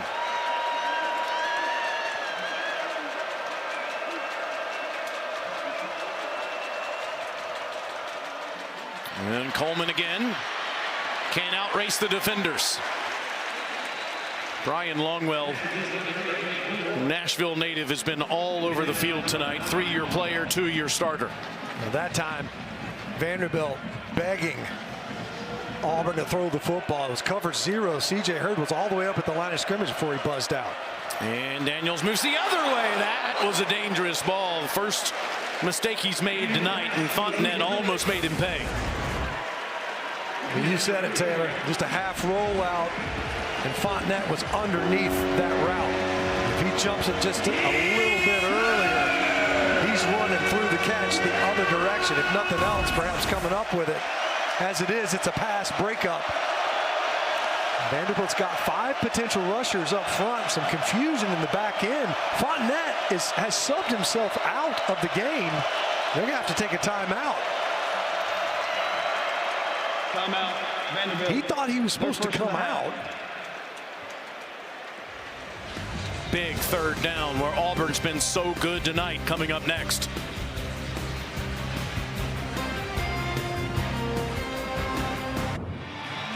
Ashton Daniels is 20 of 25 in this game tonight, starting for Auburn at number 16 Vanderbilt.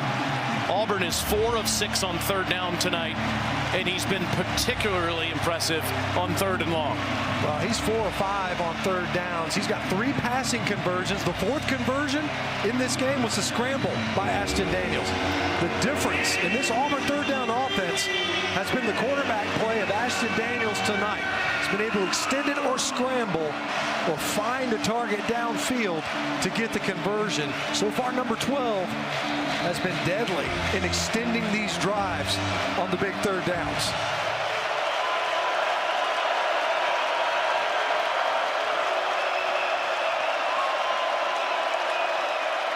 And he'll run, and he'll be stopped. Oh, and your flags come in at the end of the play here. There was Perry Thompson. He was out there. It looked like he was tangled up with Jalen Lackey.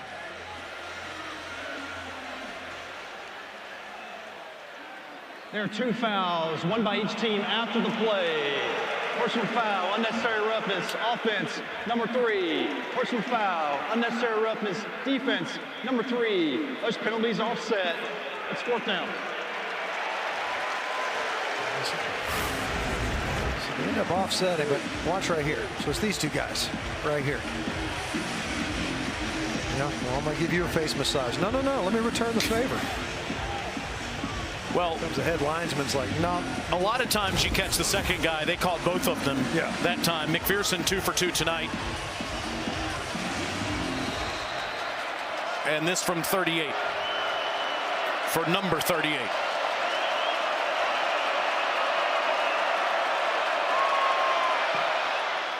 And Auburn's lead is 6. It feels like the last team with the ball is going to win this game.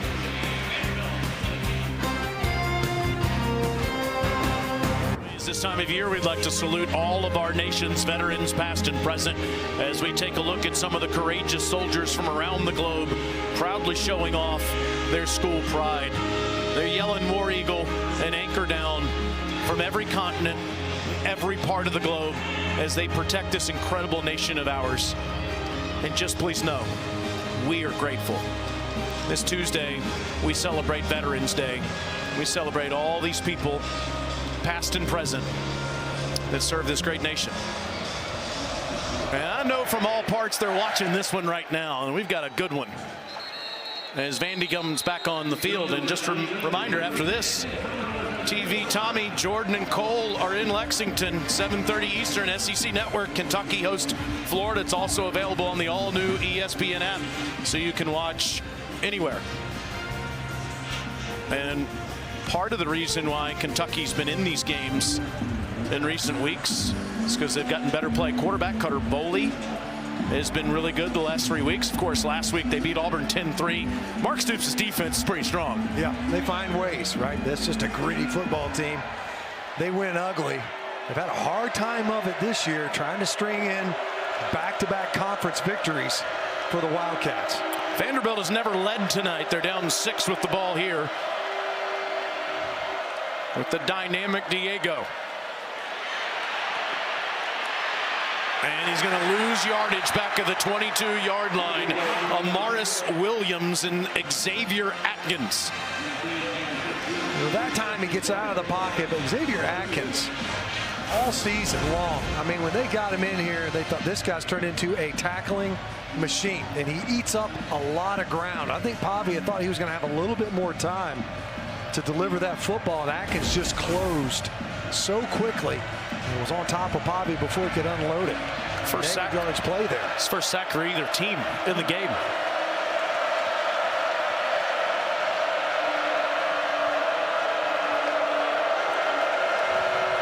On 2nd and 12, Pavia will throw short to Stowers, and he crosses the 25 out to the 27. Yeah, he's just, you talk about the physical traits that he has, but they ask him to do so much. He's a Campbell Trophy finalist. It's like the academic Heisman. He's a smart player. We got him lined up now, split out, not just a tight end, out there as a wide receiver oftentimes. Does Diego look for him again on 3rd and 7? He's looking that way. Yes, first down. He's just, you know, he's far and away their top most targeted receiver on 3rd downs. Most targeted receiver, period. But you can see why as they go quickly after the 1st down. Pavia. Pressure is picked up. Wide open downfield. It's Trey Richardson. It's a Vanderbilt touchdown. There was a bust in the Auburn secondary, and Vanderbilt makes them pay 57 yards. Just confusion. They clearly thought he was going to have safety help over the top. Confusion on the perimeter. Trey Richardson. And he started this game with a big explosive play. Ended up with a punt. They couldn't capitalize on that drive. But the tempo caught Auburn off guard. They kind of changed. This is a methodical offense, typically very deliberate in their pacing. But they've been more up-tempo. They were on their first possession, and then here, standing on the gas. Auburn was up 17-3. Vanderbilt leads for the first time. It's now 24-23. So you get that throw to Stowers that come out. So here's Richardson up here, right? You see this, the corner's just working underneath. The safety had sunk down. Well, here's Richardson right here. He's all by himself. Confusion on the outside, on the perimeter. The challenge, that's what tempo does. It forces that defense to communicate on the back end. And Trey Richardson just leaks behind the coverage. Pavia, and Richardson kind of geared it down. You know, wide open here. He had to kind of step on the gas again. Able to reel that one in. Missed an explosive earlier. Came back to the throw and Pavia by time. At that time, able to connect for yet another explosive play for the Vanderbilt offense. That's 3 drives now where they've been able to put together multiple 20-plus yard plays. I know Diego's played a lot of college football, Matt. Yeah. Maybe more than some thought he would. He has over 9,000 career passing yards with that most recent throw. Wow. Yeah. And you think about that number, outstanding. Part of it's because, you know, a lot of these quarterbacks, especially ones that are piling up numbers, they're not staying for 4 years, right? They're not putting together as long careers regardless. That's hard to do versus air. He does have 107 touchdowns. That's the most accounted for of any active player in the game. Ashton Daniels, wide open throw over the middle of the field, and it's Singleton again having this season high night. A couple of times where we've seen Vanderbilt play coverage, drop an 8, and Ashton Daniels has done a great job of diagnosing and find the spot. Again, Eric Singleton. Daniels, and again, wide open Singleton. It's his 10th catch. It's Stowers and Singleton showing off for both schools, playing pitch and catch with their quarterbacks.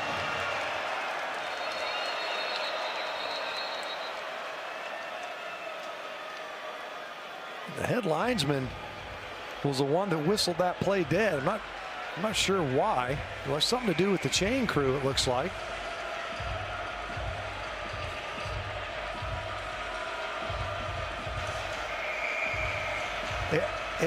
I think what he's saying is it's a first down. Yeah. Ah, there we go. Yeah, because the chain gang was thinking it was 2nd and inches. Rolling on the field is a first down. The chains need to be reset.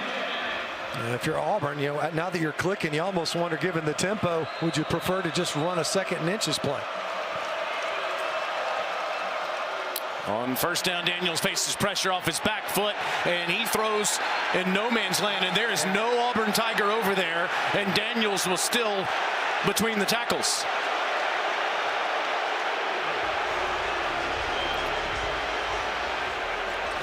Yeah, they're going to drop the flag. Yep. I do think that Daniels expected. Offense, number 12. The ball replaced in the spotting foul. Loss of down, 2nd down.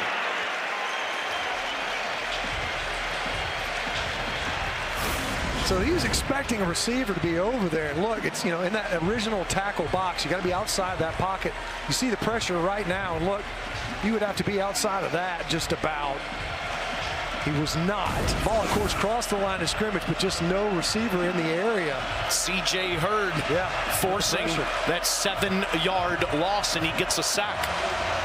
Remember that last drive by Auburn, they were able to overcome the false start to start their drive. Now they're behind the sticks here on the 2nd down, 10+. Cobb gets it back.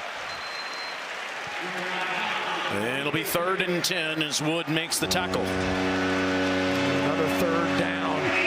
Repeatedly, they have been looking for Eric Singleton. Not on the field now. They're going to keep that personnel out there.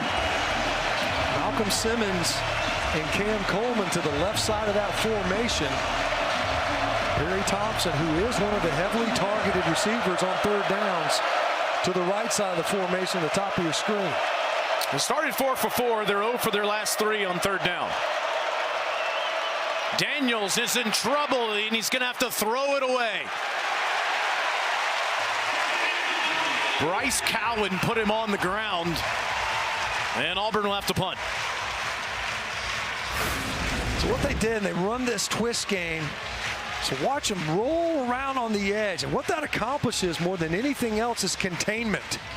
And we've seen this repeatedly as Rinaldi got in there as well. But you're able to keep Ashton Daniels from being able to escape that pocket. He took a pretty big hit at the end of it. Yeah, you're right. Rinaldi first to him. And Cox second punt. And Height calls for a fair catch just in front of the 15-yard line. You think here in the second half, Taylor. So the Vanderbilt defense doing a much better job. We talked about that first half. For Auburn, it's touchdown, touchdown, field goal, field goal. You force the punt to open the second half. You're able to get in there and score yourself.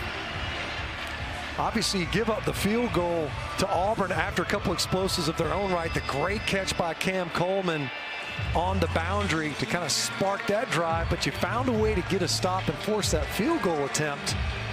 Then, of course, Trey Richardson uncovered that busted coverage by Auburn, and he forced this other punt. The Commodore defense starting to gain its footing a little bit versus the Auburn offense and their tempo approach.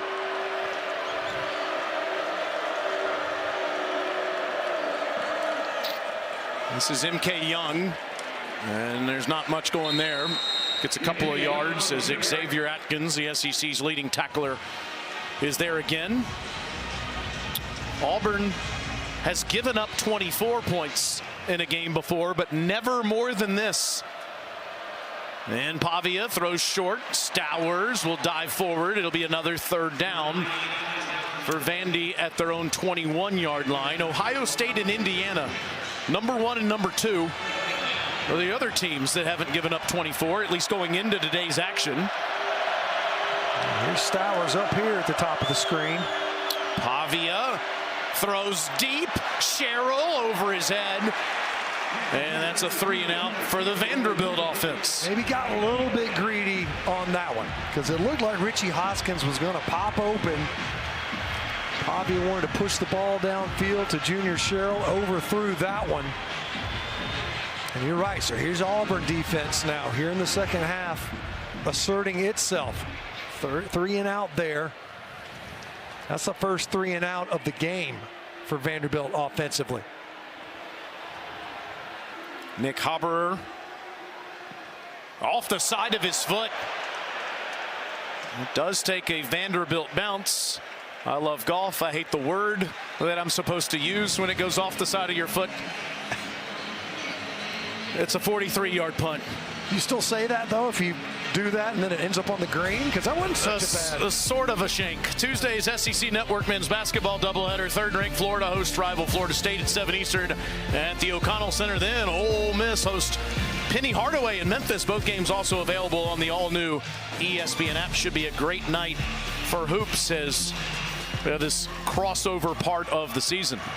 The pressure got to Ashton Daniels the previous possession. Forced that intentional grounding. Cobb hesitates and takes off. Another first down run. It's just the 12th carry that he's had tonight.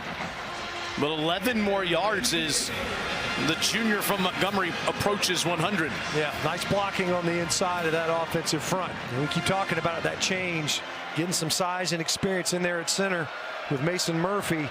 Nice push too by Dylan Wade. Cobb again. You could see Brian Longwell expecting that and came up to make the tackle.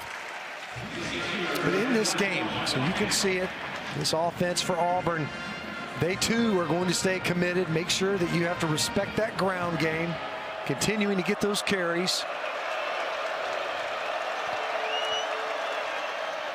And Daniels will take off. And Ashton has a first down run. Wanted to throw it, but instead he uses his legs. What a weapon. First down, Auburn. Now, RPO, and you're giving him a pass look. There were 6 defenders in the box, only 5 potential blockers. But Ashton Daniels, even after that decision to pass, hurting him with that scramble game.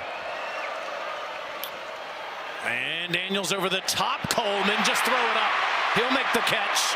One-on-one ball over height. 21 more. Yeah, this is just a box out play. I got you one-on-one. I'm going to put some height on this thing. Cam Coleman, it's just like going up for a rebound. You guys all a 6'2". I think he plays a lot longer than that. Repeatedly, he will go up in high point of football. Martell Height's not a small guy. He's given up a couple of inches. Cam Coleman made it look easy. On a sweep at Singleton, but it's going to be whistled. Yeah, they weren't quite set. They were wanting to go fast, it looked like there, and they just were a little bit early. I think Murphy might have been a little bit late with the snap. You see that sometimes. We hadn't seen it at all. I mean, that's been a clean operation all night with the new center in there, literally. Not even a center, with a tackle at center. Right. It's been very clean. That time, I think it was Murphy that was a little bit late. Too many guys moving early. Usually it's the center in that one. Good distinction there. You're not a center. You're a tackle just happening to be snapping the ball. Mason Murphy has been a right tackle all year. He's done a great job so far tonight, not just snapping the football. Omar Mabson on his first carry of the game. And he gets a couple down inside the 25-yard line near the original line of scrimmage. True freshman from right there at Auburn High School, who's become the supplemental back to Cobb after Damari Alston, who's no longer at the program as of a few weeks ago. He goes off, Cobb back in. Malcolm Simmons coming in as well. He's usually their motion guy, their fly sweep guy. And there he is motioning through.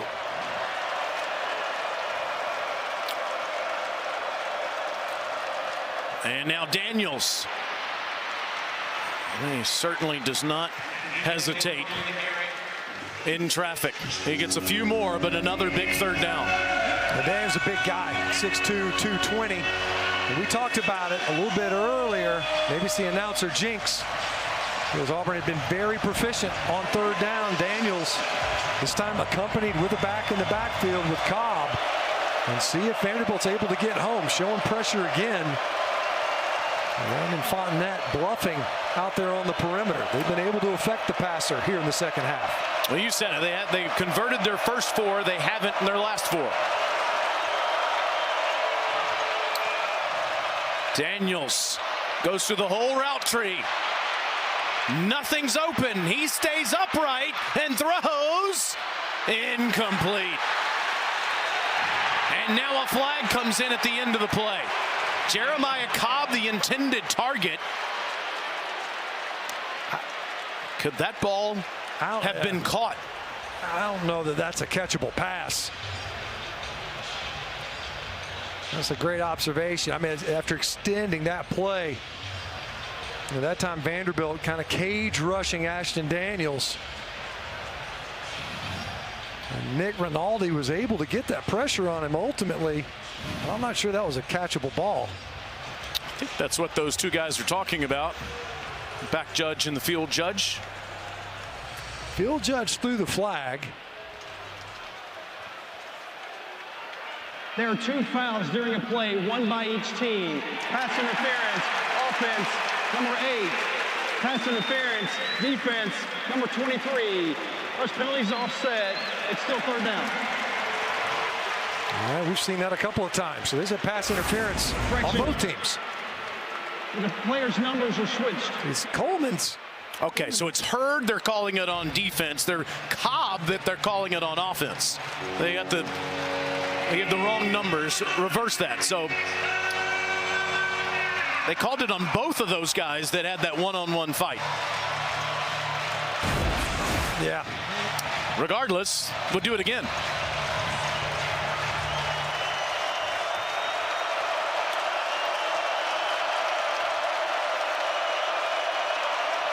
And Ashton Daniels has the ball.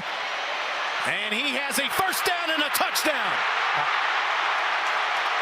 Wow. I got Clark Lee is incensed. Clark Lee's on the 5-yard line. talking to the officials. He can't believe it. He wants a holding penalty. I'm not sure he's wrong. Preston Howard has the key block on that touchdown run by Ashton Daniels. I'm surprised that, I very rarely would quote-unquote lobby or observe a holding penalty for obvious reasons. But Clark Lee can't believe it. Ashton Daniels able to find a way to get it in there. Yeah, Auburn decides it's too early to go for two. They have a 6-point lead again. And look at Clark Lee. He can't believe it. He's still getting after the line judge. You got to be careful here, too. Yeah, we saw. You're right. So watch. And they've already gotten Howard for a hold before. So he's running. Yeah, it's a tackle. I don't know. That's a full-blown, you tackle the guy. I don't know how that's not a holding penalty. We saw one earlier that brought back a touchdown run that ended up being a field goal right before half. That, letter of the law where Howard's hands outside, yeah, they were. I don't think it impacted the play. That it very much did. No flag came out, and Clark Lee can't believe it. Well, this time last week in this same window on this same network, Bobby Petrino got a personal foul. Yeah. And it led to Mississippi State's comeback. But the field judge never took his flag out. He had his hand on it. Just in case. Never know. I got to tell you, what an answer. So for Auburn to work their way down the field, you got that offsetting penalties to even afford that second third down attempt. Vanderbilt will get it down 6 at the 25. Let's go back to the studio in Darinoka.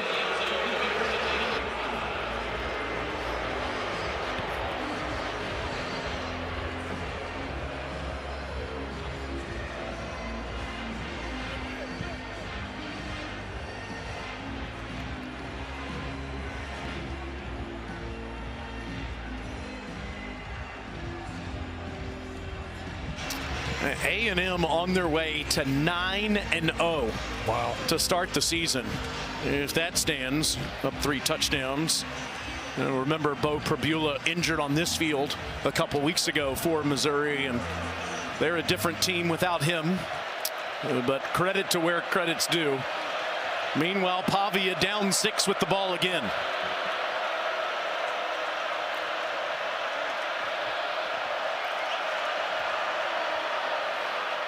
And Diego pumps and takes off and gets a first down and outraces the defense and past midfield. My goodness. So Auburn brought pressure again, and Pavia is just able to escape outside. He's so good at escaping outside, but still picking up positive yards. That was 28 yards. Runs around again. And dumps it off, and Stowers does make that catch. So we approach near the end of the third quarter here. What a wild game this has been. Both offenses have been electric. And this offense for Vanderbilt, very different. Pavia surveys and too far in front of Stowers, but a flag. Jaquez Robinson. Pass interference, defense, number 5. Yeah. The ball replaced in spot of the foul. Automatic first down. So coming into this game, no offense huddled more than Vanderbilt. This whole half, they have been out of the no huddle. Quick over the ball. Now watch this. Right over the middle. Nice pocket for Pavia right there. Easy call. They're slowing up Stowers. It even started before we saw him enter the frame there. Extends and picks up some free yardage off the penalty. Pavia has 92 yards rushing to go with his 267 yards passing. Route tree finds Sherrill. First down, still upright, still in bounds inside the 15. Again, great protection up front, and Pavia just whips that ball out there. We saw him in warm-ups. Got great hands. We mentioned it earlier. Can catch it quickly. I don't think he gets the laces a lot of times. That time he had time to do it. Man, they're right here on the doorstep. We go to the fourth quarter. What a fight we've had so far tonight with Auburn and Vanderbilt.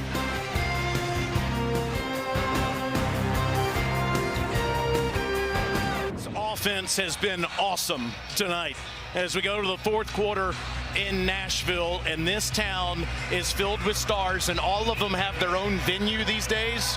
Diego Pavia does too. Yeah. It's the West End of Nashville, FirstBank Stadium, and he has to take the lead back right here. Yeah, he's got an opportunity to do it. I mean, just playing lights out, almost 300 yards passing, nearing 100 yards rushing in both these quarterbacks. It's been a battle, both of them as dual threats. Boy, it has been quite the duel between the two of them. Almost 900 yards of offense in this game. Nobody was anticipating that. 1st and 10, Pavia inside the 15.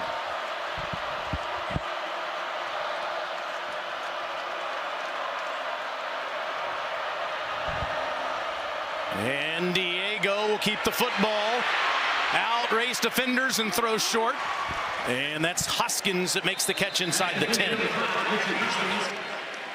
Yeah, that time, Pavia having to reverse out like that just to buy a little bit of time. Did a good job of it. We said that over and over again. We actually saw a great ball from him rolling to his left before we hit Trey Richardson. So you've got that available. Both sides really so athletic. He can roll to his left as a right-handed passer, still be just as effective. Had to be there to kind of salvage that down.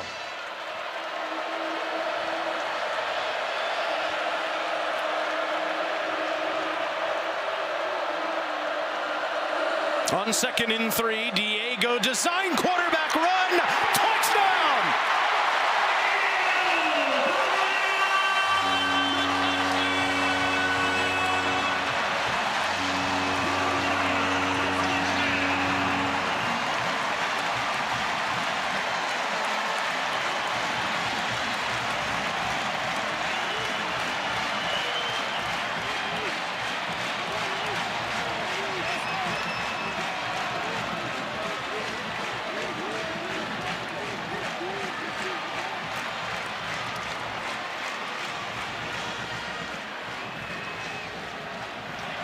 Commodores have a rushing touchdown now in 14 straight games. That's the longest streak they've had. The touchdown is under video review. In 13 years. That is assuming this call is upheld. That stat remains true. We'll make sure he got to the end zone. What a player. Yeah. I mean, just you watch the guy, you watch him in pregame, and you're going, he could be a high school quarterback size-wise. You're looking at him, and his game's way bigger than his stature. Now the question is, where's that football? Looked like his left knee may have glanced the ground, right? Nah. I mean, it was twisting. He's in. I don't see. Does his knee make contact with the ground right there? It doesn't look like it does. Looks like he's spinning. Nah. I think that's 6. Maybe part of his calf, but not the knee. And to your point, when you do see a guy like this that doesn't blow you away with physical traits, it kind of makes it more impressive. We just got done talking about it. The ruling of a touchdown is upheld. Yeah.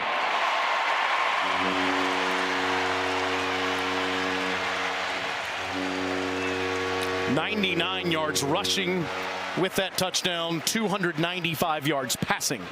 And Auburn hasn't had a defensive game like this all season. They haven't. It's amazing because for Auburn, it's like the inverse of the year, right? Defensively, they've not seen this. Offensively, they've not done this. So the offense finds itself, and the defense, for the first time all year, hemorrhaging points much more than they have all season long.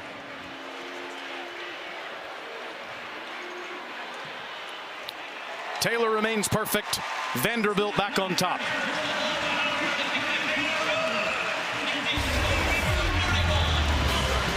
Well, the punctuation mark was this one. So watch your left guard's going to pull and kick out. And then Cedric Alexander. We talked about it. These guys are unselfish. Little counter. Lead them up in there. Find somebody to block, kid. Pavia says, I'll do it on my own. Touchdown.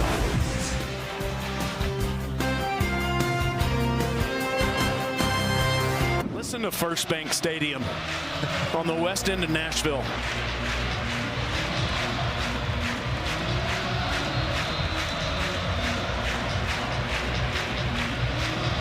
Incredible job renovating this place, and it is up for grabs with just over 14 minutes to go. Let's take a look at the impact players brought to you by Hardee's. Well, we've seen a back and forth battle, but it's been because of the quarterback play for both sides. Ashton Daniels has been excellent in this game as a passer, as a runner. Sounds a lot like this guy. We've been talking about him for 2 years now. Probably should have been paying attention to him for 3. Throwing it, passing it, keeping plays alive. Both of their abilities to improvise after the snap has fueled their offensive numbers. And look at them. Combined, they're 41 of 50. If you love defense, you're not real happy. Daniels had it slotted away. How about Randon Fontenette reading that play perfectly? We've seen Vandy now bring this edge pressure from the perimeter a couple of times. It's gotten home. It forced an intentional grounding earlier. This time Fontenette right in the path of that throw. Great job getting your arms up. You know you're not going to get there. You certainly don't want to risk a roughing penalty if you're late. Get up and knock that ball down. On 2nd and 10, Daniel stands in there and throws a good ball to Coleman. And he lost the football. It's on the ground. I think he wrestled. Let's see. Did he wrestle it back?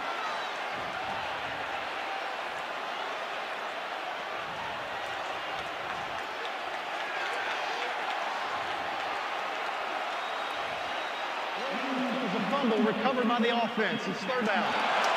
Wow. Wow. I got to tell you, that's a great job by Jeremiah Cobb to get out there and cover this football up. Cam Patterson in there, and yeah, that ball's definitely out. Longwell, Brian Longwell had a chance at this. How in the world does Cobb get that football? It was Mark Davis that forced it. It's 3rd and 7.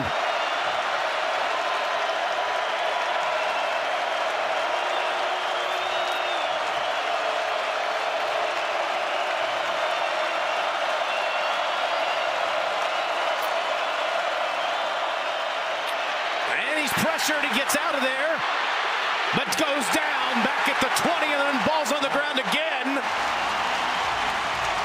Bryce Cowan with the sack. Fortunately for Auburn, they recover fumbles on consecutive plays. Wow. Yeah, Bryce Cowan, not only with the sack, forces that fumble. The ball came out. Great job with the pressure early. You see Cowan kind of swatted that football. Daniels a little bit loose with it. It was Mason Murphy who was able to get in there and jump on that football. Auburn is lucky to be able to make this punt. Twice the ball ends up on the ground. Both times took valiant efforts to maintain possession. Hudson Coxman playing keep away from Martell Height. He kicks this one to him at the 32. He's bottled up right there. Vanderbilt has the lead, and Diego has the football when we come back in Nashville.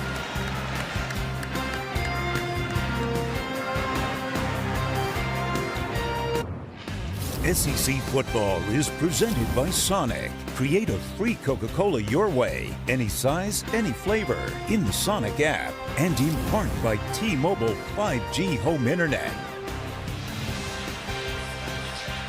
Pavia has been terrific in his house tonight here in Nashville. 5 yards short of 300 passing, 1 yard short of 100 rushing. How's that? That's pretty incredible production. See that? 3 total touchdowns, 3 incompletions. How's that for efficiency? The Vanderbilt offense had that 1 3 and out earlier in the 3rd quarter. Otherwise, it's been finding ways to get into the end zone here in the 2nd half. On 1st and 10, he takes a deep shot over the head of Richardson. Good coverage there by Rayon Strader. You know, Pavia, I asked him back this yesterday, offense coordinator, and I already knew the answer to it, but I asked anyway. I said, do you want him to set his feet? Do you want him to go through his mechanics? And he said, no, I want him to be comfortable. And if that means he's running against his body, throwing awkwardly sidearm passes, so be it. Whatever he's comfortable with is fine. That was a great answer. I want him to be comfortable, right? I'm going to force this guy to be something that he's not. And boy, that formula has certainly worked for those two. What a pairing. Pavia pumps and he's going down. A flag does come in as Atkins gets the sack on the blitz. This came from well away from the play by the field judge. He timed his blitz really well, did Atkins. Maybe a little too good. Personal foul, face mask, defense, number 14. 15-yard penalty, automatic first down. It's the first time they've really gotten to Pavia tonight with pressure. And it doesn't stand because Rayshawn Pleasant committed a face mask penalty. They timed that blitz right up the middle. When we talk about it, when you've got these mobile quarterbacks, where you want pressure is inside out. What you don't want is to have any escape lanes up and through the pocket. Well, the pressure couldn't have been better, and it got home, of course, by Atkins, only to be undone by the penalty. So here's Pleasant. He just reaches out and gets a handful of face mask. Easy call, working against Trey Richardson. Instead of a loss of 10, it's a gain of 15. And a fresh set of downs for Diego. Stepping up again. That was a wide throw. Trying to find Cole Spence underneath.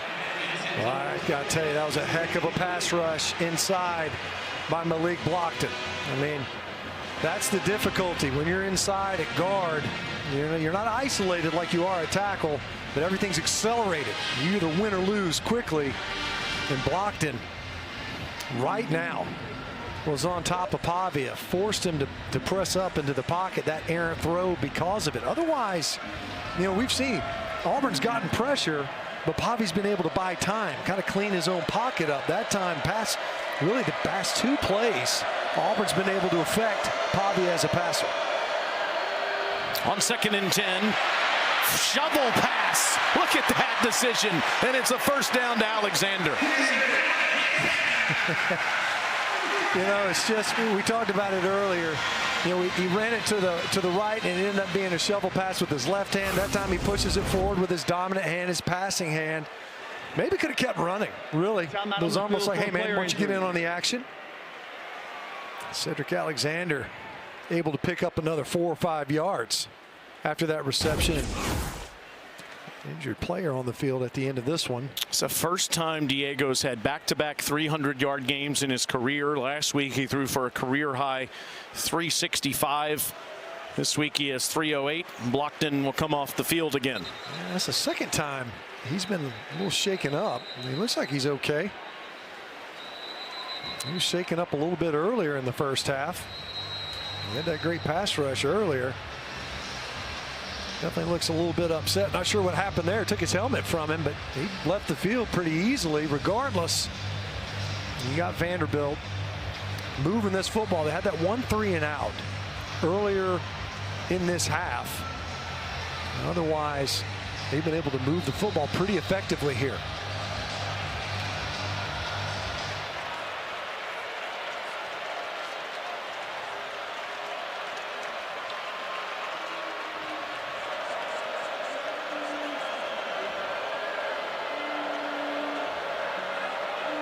So much time left in the game, and Pavia and Vanderbilt slow it down a bit as he goes over 100 yards rushing with that one down to the Auburn 35. So that was just kind of weaving his way through the defense. You know, that time he waited so long that Auburn kind of undressed their pressure. They brought slot pressure. You could see it. And now over the middle, incomplete. Trying to find Richardson on the slant, but Jay Crawford was in there to force 3rd down. Good defense by Jay Crawford. Because this ball right here is on the money, and I'm not sure, I don't know, Crawford might have disrupted Richardson's vision of that football. Otherwise, that's a completed pass. As it is, but when these third downs, and we've seen it repeatedly, even when Auburn has been able to collapse the pocket, even earlier on, that penalty was able to undo it to extend this drive. Looks like they might only bring 4 here. Diego moves the pocket, and wide open is Sherrill into the Auburn secondary for another Vanderbilt first down.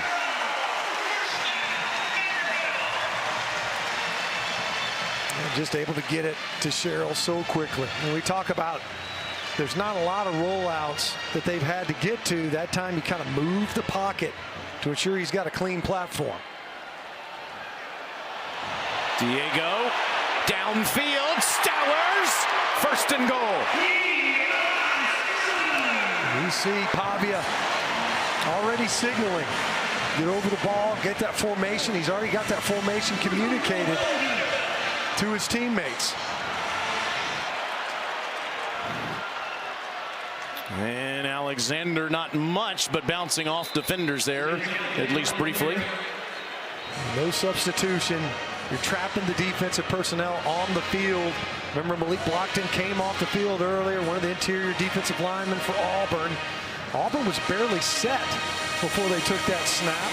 They were the past couple of snaps. This guy comes off the field, 11 catches tonight for 113 yards. And you think they went quick after that big catch by Stowers. He took a huge shot. They had to line up quickly. They ran to the opposite side of the formation from Stowers that time. Now they got 3 tight ends in there to the right side of the formation. Young tackle for loss, hit immediately by Big J. Hardy. Yeah, Jay Hardy just gobbling up that mesh point right there where you're working that handoff. You're trying to read it. And Jay Hardy's right on top of it. And Pavia may be thinking, I want that one back. Maybe I'll pull that one and get on the edge. We had several McCauley and Baylor kids over in the Chattanooga area playing in this game tonight. It's a big high school rivalry in this state. Hardy's one of them, playing at McCauley. Now 3rd and goal for Pavia. There's Stowers, substituted back into the game, inside of those 3 receivers. Toss to Alexander. Touchdown.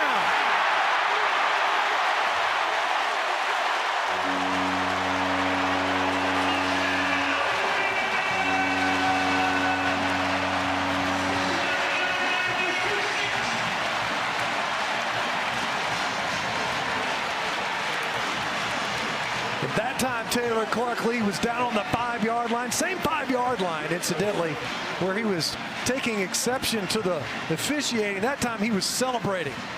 Fired up was the head coach of the Vanderbilt Commodores. Option football. Out on the edge, pitching it with that left hand out to Cedric Alexander to get in the end zone. That's the 28th rushing touchdown for Vanderbilt on the season. That's the 12th total touchdown for Cedric Alexander.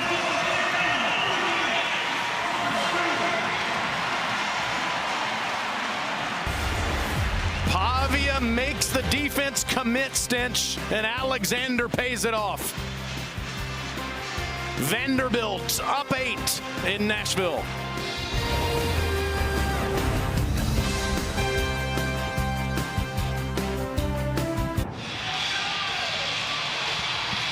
Vanderbilt was down 14 in the first half. They're up 8 now in the 4th quarter. Great effort by Auburn tonight, especially on offense. Best performance we've seen from Derek Nix, from quarterback Ashton Daniels, and Auburn's offense all season. They find themselves down 8 as Diego Pavia is having another epic performance. Tell us about the latest touchdown. Yeah, let's go back to that one. We talked about Keldrick Falk, probably one of the most difficult guys to block. So you know what you do? Here's Falk right here at the end of the line. You don't block him. You pitch off of him. So this is the option look. Watch Pavia. Makes Falk commit. You got to honor him as a runner. That's an easy read, an easy pitch out there to Alexander, who is on the edge. That's how you get into the end zone. We talk about it. You don't run at number 15 for Auburn very much, but if you do, you better have a plan for it. That was a great play design to get Vanderbilt into the end zone for that answer. How does Ashton Daniels answer? He takes off and gets a few yards as we go down to Torrey. Well, guys, when I talked to Diego Pavia before this game, he told me this one was going to be a race to see who could score 24 points first. Well, we are way above that, so this has certainly not been the game anyone has expected. Even Vanderbilt head coach Clark Lee said, I'm okay if drives end in kicks. Even if my quarterback doesn't like that, I'm pretty sure he's glad that his quarterback scored some touchdowns. Wide open over the middle of the field, and there's Coleman. They can't get him on the ground, and he's in to Auburn territory. Instead of a defensive slugfest, we have had a shootout here in Nashville tonight. You can see great play by Coleman, but also he is definitely injured. He could barely line up. Had to put his hand on the ground. We got 26 yards, and now Cobb goes off. That's a first down run into the Vanderbilt secondary. You see Cam Coleman substituting himself off the field, and it looks like, yeah, that was a big collision coming downhill. Big shot. Looked like it was Dante Carter. As you see Cam Coleman, he's trying to shake it off. He had to get lined up on the field for a player injury. So they could run it. I think Dante Carter, who was in on that big hit on the handoff, a little bit shaken up. He was on the injury report this week, Matt, banged up in practice, but able to play tonight. He's one of the biggest high school recruits to ever come to Vanderbilt out of the state of Texas. Good to see him make it off the field under his own power. Looks like he's going to be okay. It was a big shot, though.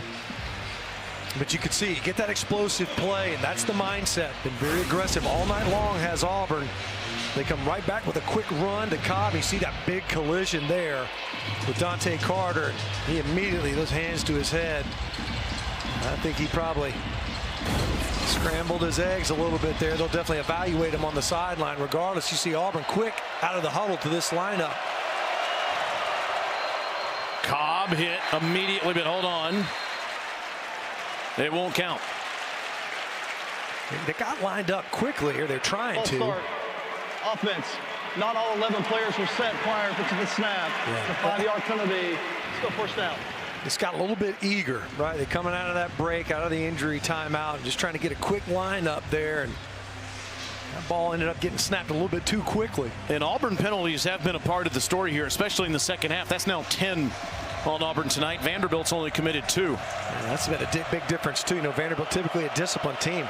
Much more heavily penalized. It's been a quiet night in that regard for the Doors. Much cleaner football. Mabson. No, they fake it. Daniels took off and dives as he's upended at the 30 by Colby Taylor. Heck of a read by Daniels a couple of times. Really good ball handling. And you can see a comfort zone for him. Nice read. You could see closing in was Fontenette off the edge. That's an easy pull decision, but made possible because of that ball handling in the backfield. And surveys, and a good ball for a first down to Simmons, or right at it. Yep, it will be a first. Daniels a little bit shaken up. Brian Longwell was coming on a blitz, got there right as Daniels let it go, and he's shaken up. In fact, he was, I got to tell you, I think it happened even before Longwell got there. I don't know that. I thought at first he got stepped on. I don't think so. It's like as he threw it. Yeah, that's what it was. Longwell just stepped on his toe. He'll be all right. Hurts for a minute. What a game for Daniels. 307 yards passing. Once more. In the corner of the end zone. Did Coleman catch that? Wow. Are you kidding? Wow. Somehow that ball found Coleman's hands behind Martell Hyde. The field is a touchdown. I mean, if we weren't here watching this live, like if this was on social media, you'd say, oh, that's AI, because the ball clearly went through Martell Hyde to get to Cam Coleman. How does he make this catch? That's a one-handed catch. That's blind. I don't think he could even see this football because Martell Hyde,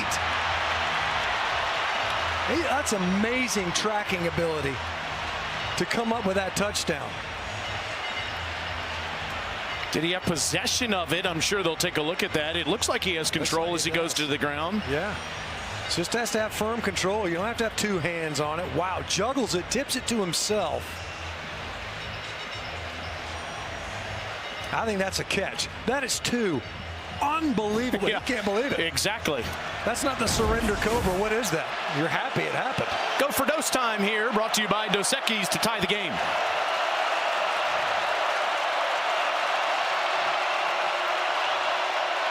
Daniels, Coleman. What? Are you kidding? You just can't stop this guy. He has 8 catches for 110 yards and a touchdown in the second half, and that two-pointer.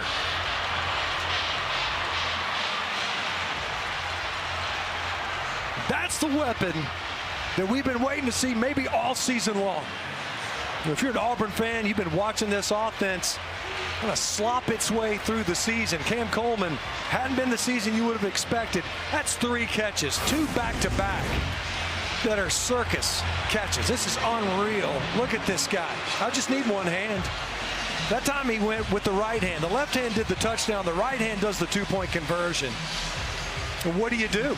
I mean, that's just fantastic. That's body control. Look at that. That's the touchdown. That's the lefty. All right, so left hand does the work there. That's worth 6.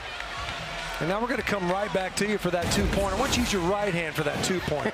Just to change it up. Keep it interesting. What a night. And remember the third down catch right on the boundary. How did he make that one? I want to mention something that DJ Durkin told us last night. He said the reality is now in college football, when you have a coaching change, that everybody's going to call your big prospects about what they're going to do in the future. And DJ Durkin said, I want you to commit to this team right now. Cam Coleman certainly has done that, and so have his teammates tonight.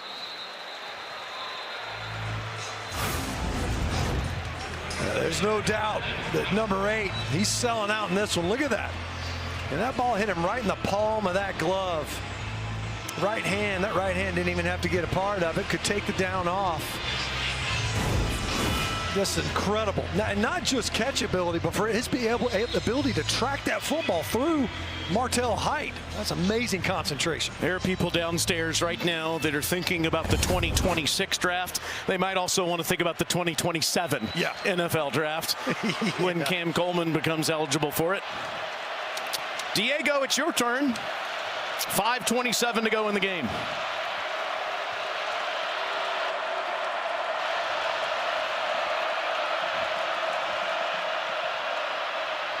Pavia throws, and Stowers incomplete.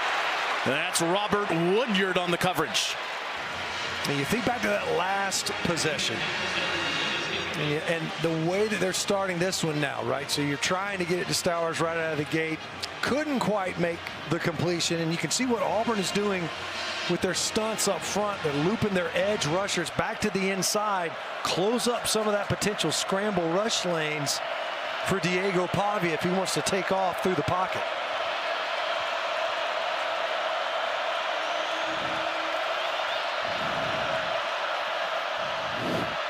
Surveys across the middle. What a catch. Laying the lumber was Robinson, and Stowers held on. He is down, though. He's taking some big shots.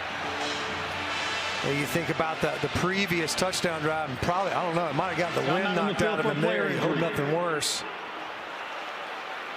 Able to hang on to that catch. You think about the big catch on the earlier, the touchdown drive makes it. They ran a play, and then Stowers substituted off, was able to come back into the game. Watch this, concentration, knows he's probably going to take a big hit, and does. That's a clean hit, but a big one. And you see Stowers pop up. He's heading off the field now. Looks like he's going to be okay, but that's a body blow, a big one. Outstanding play by Robinson. From Alabama to Colorado to Auburn. And 3rd and short right here. And what we've seen is the QB run game, right? That counter earlier. A lot of the runs to the perimeter, we've seen some option looks. You see that big tight end set. See all these guys? These are all big tight ends. None of them are Eli Stowers. So big bodies to the left side. Last time what we saw, inside runs, a QB counter, running it downhill.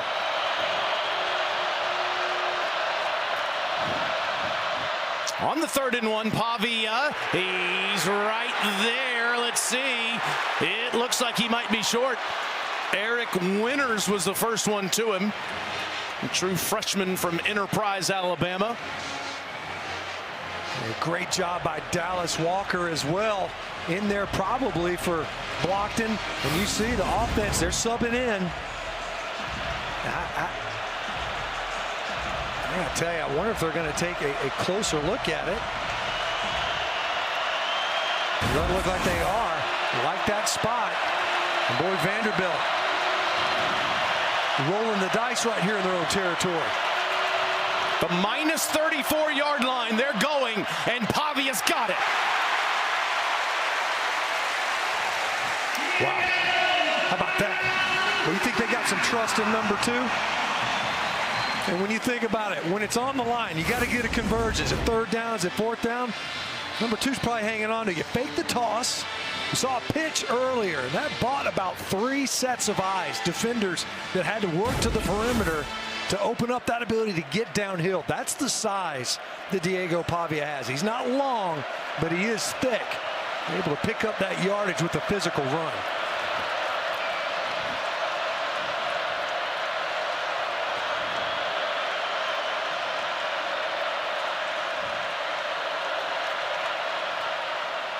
And they go straight forward with Alexander.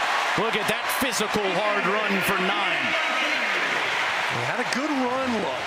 You have 2 really wide defensive tackles right there, and there's a defender that's down out on the perimeter. And of course, the Vanderbilt players are saying, hey, wait a minute. You know, this guy jumped on the ground. Timeout on the field for a player injury. We saw this, you know, an injury earlier, very much was legitimate.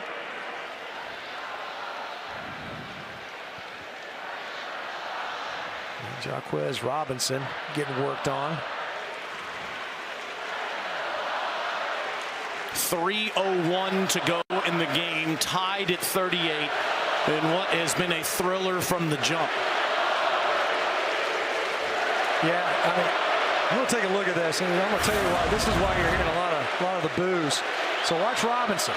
So here he is right here. He's coming out of the scrum, running pretty good, looks back, and uh-oh, I'm hurt. Yeah, that's. And the big change in college football this year, Matt, is you're not allowed to fake an injury anymore. Yeah, that's pretty obvious what happened right there. Robinson went down. That did not look like an injured player at all. It looked like a guy that was trying to substitute and was looking around and decided to get injured. Injury's not a decision, I'm afraid. He's played a heck of a game. Robinson has. It is 2nd and 1. There's the clock stopped with 3:01 to go. Remember, Auburn does have all 3 of those timeouts, those dashes next to their 38. Vanderbilt has 2. Yeah, on that substitution error earlier, right? Defensively, a little bit of confusion. Vandy burned that timeout. They're shortening the game right now. You can see it's 25 on the play clock. They're still in the huddle. Well, really, if they get a couple more first downs, they could end the game with a Brock Taylor field goal try. I think that's. Look at this defensive look here. So you got 1 safety back. You got 8 up on the line of scrimmage. Alexander's crushed. Auburn knew it. Xavier Atkins, what a game.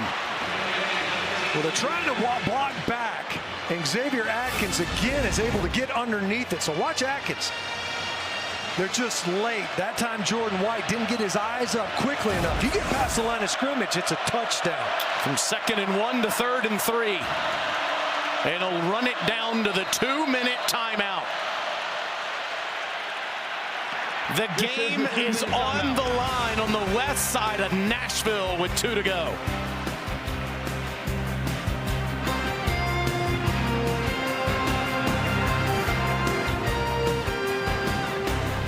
So Vanderbilt wins out, they've got a great chance to get there. That's their percentages at the moment. If they win, it increases. If they lose, it's just about over. And the game is on the line right here, right now, on this play, just short of the 45-yard line.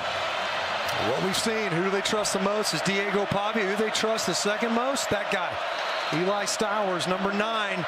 They empty the backfield.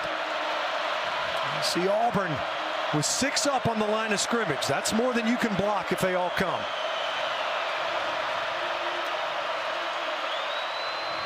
Pavia throws, and it's caught past midfield, and flags are on the field as Richie Hoskins made that tough catch. They're going to get probably a face mask penalty after the catch.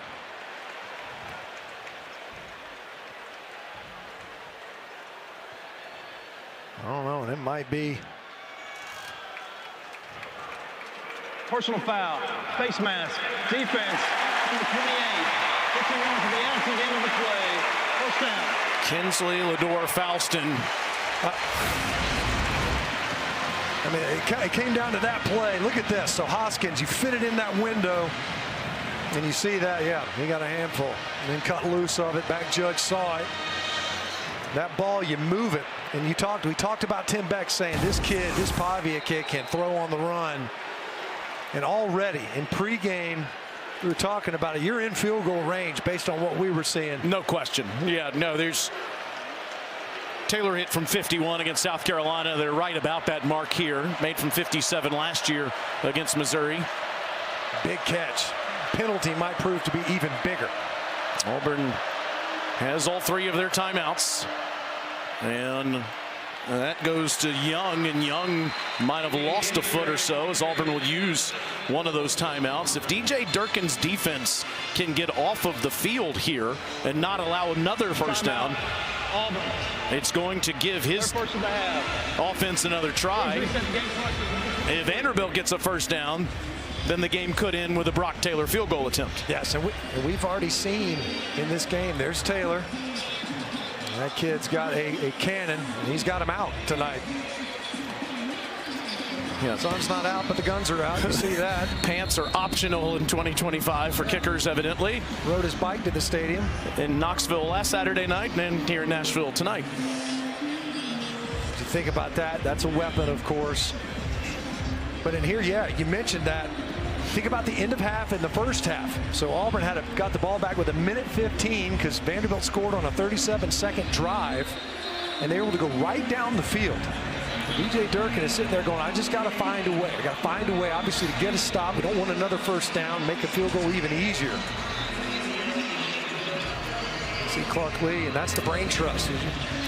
Jerry Kill with him on the sideline as well. Ran it with Young there, didn't get anything. We were talking yesterday to the Vanderbilt staff. Is Diego the guy that puts the game away for you? He's been that most of the season this year. We'll see if they keep it in his hands here on a 2nd and 10.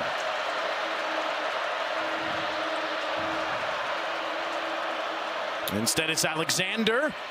And bouncing off defenders. Excuse me, that's Young bouncing off defenders, following Alexander. And he doesn't get much.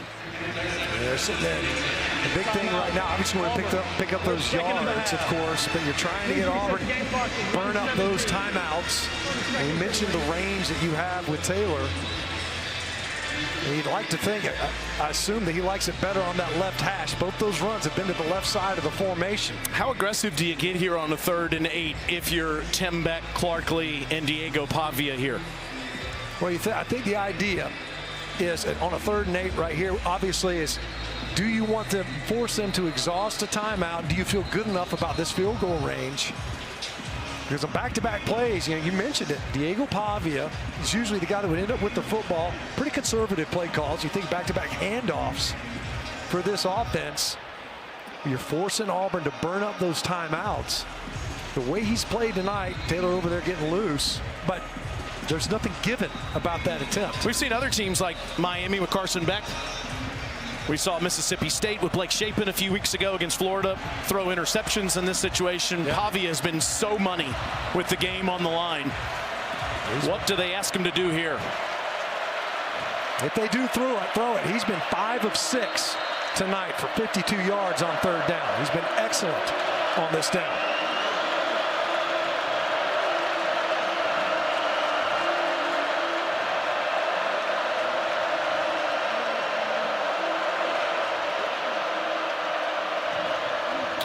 He keeps it.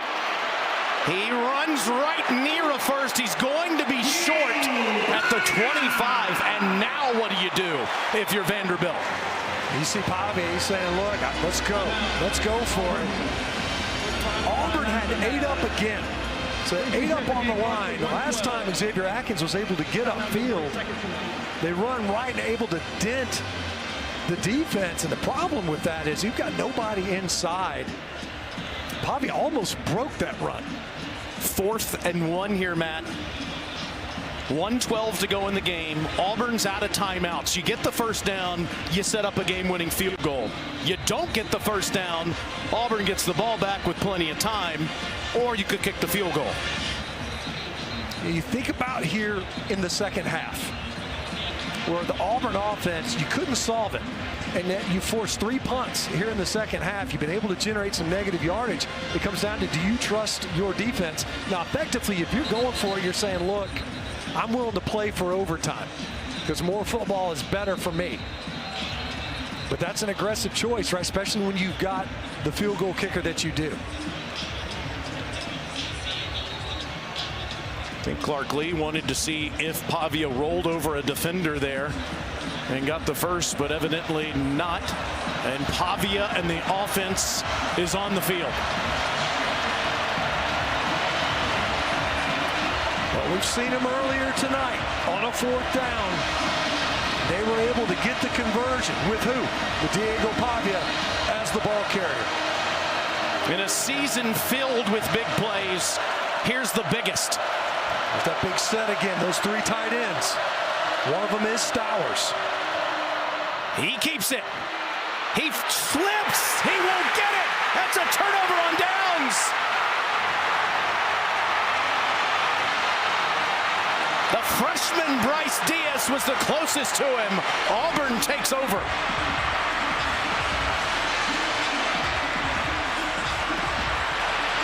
Well, sometimes Diego Pavia seems unstoppable. This time he kind of stops himself. He ends up tripping himself up. Diaz just happened to be in the vicinity.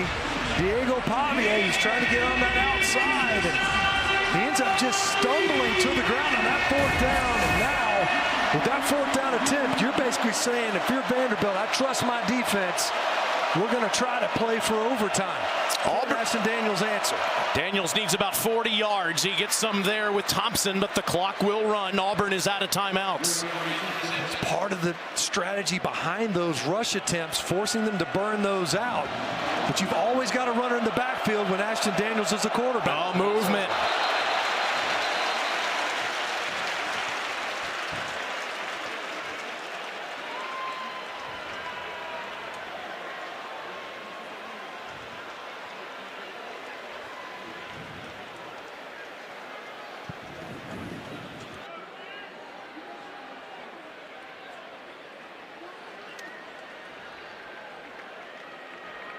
False start.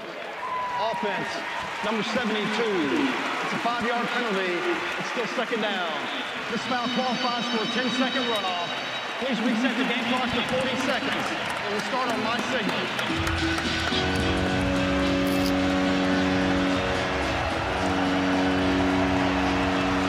Penalties have been a massive factor for Auburn. That's 12 in the game.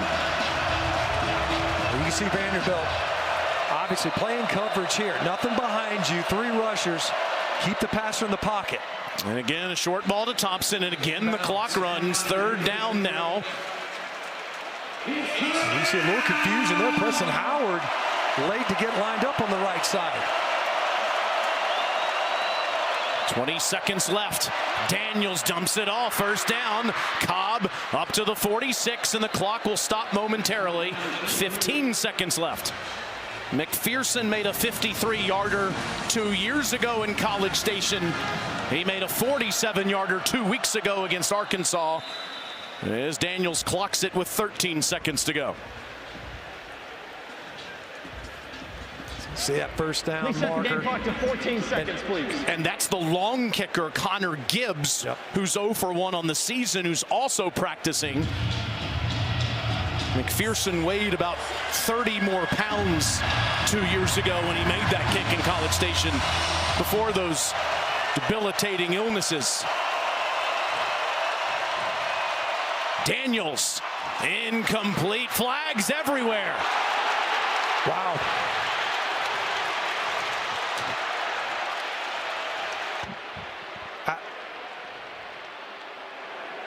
The back judge threw the flag. Pass interference, defense, number 2. The ball in place and spring foul. That's a big Automatic penalty first there. down. Huge penalty. You think about the face mask penalty, the free yardage didn't cost Auburn because of the missed 4th down. And man, there wasn't a lot there. Well, we've seen earlier in the game there was a lot more that was allowed to play through. Regardless, big penalty. In an easy yardage pickup, free yardage pickup. 9 seconds to go. Auburn's out of timeouts. Incomplete off the hands of Preston Howard. And now there's just 5 seconds to go. You kick it from here, it's 60 plus. Well, I was circling earlier. What I'm thinking here is you got one play, right? This is the game. You're looking for number 8. He was nearly unstoppable. Now they bring in. So they're bringing in. They're going unbalanced here. And they brought in Cale Ellis to play center. And Vanderbilt's going to call timeout here. Wisely. Vanderbilt, their second of the half. 30 seconds in late. So if you're Matt in this situation here, Cam Coleman's been unstoppable on these one-on-one balls. Do you try to use 3 or 4 seconds to the sideline, or do you simply go Hail Mary with 5 seconds to go and try to find number 8? Yeah, see if you can. But it's got to be a sideline throw, right? It's got to come out quickly. That's partly what you're coaching up right now. The worst thing you can do is catch that ball in bounds and it not be in the end zone. Game's over, and you're playing for over. Right? The game's not over. Regulation is over at that point in time. You can't catch it in bounds. Now they're changing it up. Cale Ellis is not going to be in there now. They had him in there earlier. They moved Mason Murphy to the right side of that offensive front. They're going to go back to that regular lineup. But if you catch it, so if you run a play here and you complete this football, it's got to get out of bounds if it's anywhere other than the end zone. You can't complete a ball in bounds otherwise.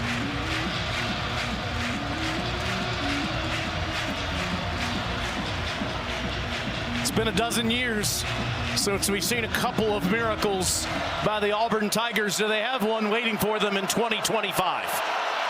Vanderbilt's obviously anticipating the Hail Mary. 3 defenders on the goal line. Daniels throws, and that clock expires as they were trying to get it over to Coleman there. Let's see if they put 1 second back on. Please put 1 second on the game clock. Yeah, they are.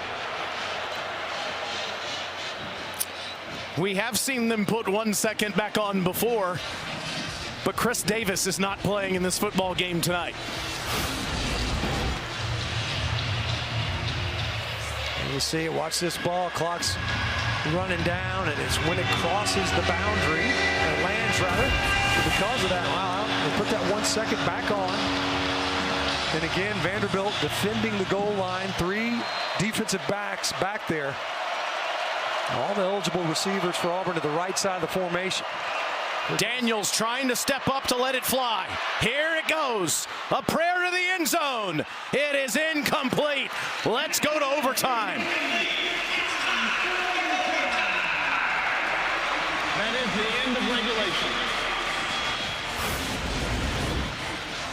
So Daniels just pushing it over there to the right side. That's where all his receivers originated. Give them a chance. And Vanderbilt wisely, you don't want to rough a passer right there. Give him some free yards. What a game. If a game ever deserved overtime, this is it. Diego Pavia, Cam Coleman, The stars are always shining in Nashville, Tennessee. We go to overtime on the West End.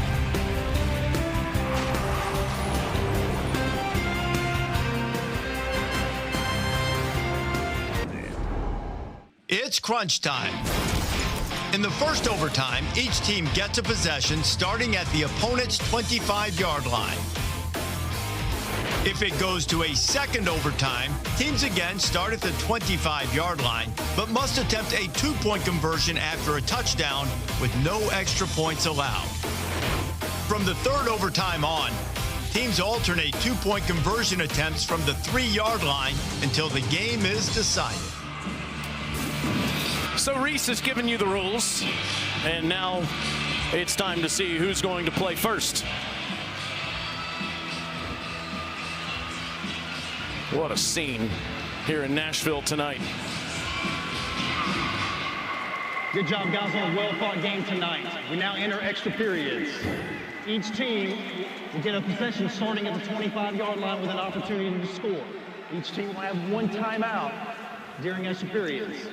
The winner of the coin toss will get to choose offense, defense, or the end of the field you wish to play on. Visiting team, you get to make the coin toss call. Guys, I have an SEC coin here. This is heads again. This is tails. Auburn, what's your call? Tails has been called. It is tails. You've won the coin toss. You want to play defense first. Which end of the field? Play this side. This end of the field. Okay.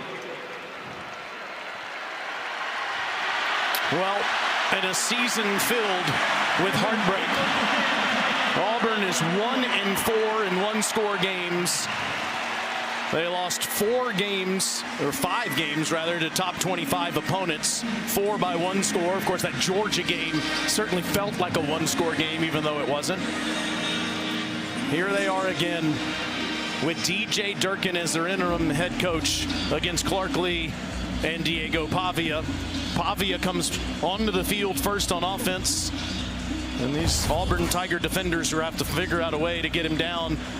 How about the numbers for both of those quarterbacks tonight? Just incredible when you think about the touchdowns responsible for, the rushing yards by both of these guys. You know, Pavia is a known commodity in this conference at this point. Ashton Daniels, he's the surprise performer in this one. He's been outstanding. It's the reason why we're in extra frames now at the end of the game. Well, we've seen both these defenses find ways to get stops in the red zone area. That's pivotal. It's a short football field. You start the possession in field goal range. Negative yardage plays are huge for defenses in these overtime periods. Pavia will drift back and throw. Incomplete. He's trying to get it down to Stowers, but Stowers was covered up.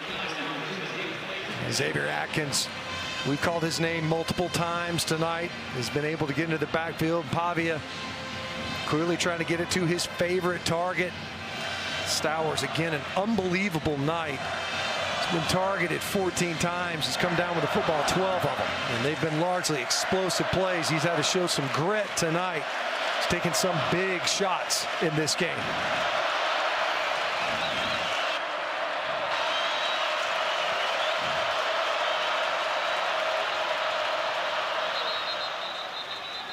Late timeout for Vanderbilt. It looked like there for a second. Timeout of extra period. Couldn't tell if there was the right formation, if they're going to shift, and they ended up motioning before they went with the timeout there. How about the fact that this series is tied at 22-22 with one tie throughout the 45 times they played previously. In a meeting 46, it's going to overtime. Vanderbilt owned the early days. Auburn most of the last 50 years. Vanderbilt has won 3 of the last 5 games in the series, including one last year in Auburn. Only fitting that we go to 1 extra session at minimum. Yeah, I mentioned the importance of negative yardage plays, how that'll impact some of the decision making, obviously, because you kind of have that field goal in your pocket. Obviously, you want to play defense first to determine what you need to do offensively when you take the field. Both these teams, 5 tackles for loss in this game. You think if you're offensively, can't have penalties, can't have those negative yardage plays to make this possession even more difficult. Now Auburn, who's typically very good at getting behind that line of scrimmage, been a relatively quiet night getting into the offensive backfield of Vanderbilt.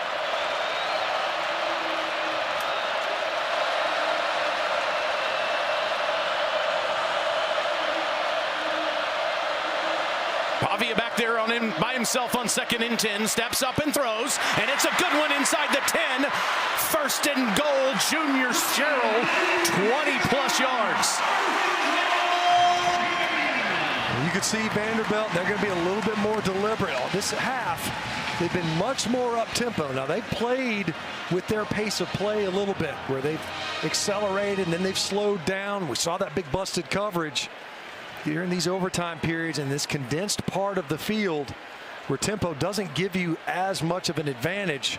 And the boundaries of the field become a defender. And make sure that you get that right play call in.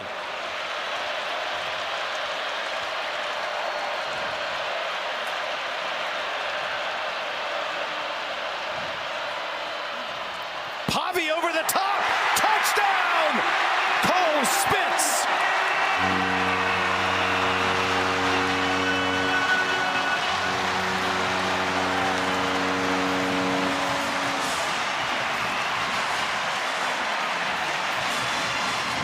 What a play call. Everybody bites on Alexander, and Spence is sitting there wide open.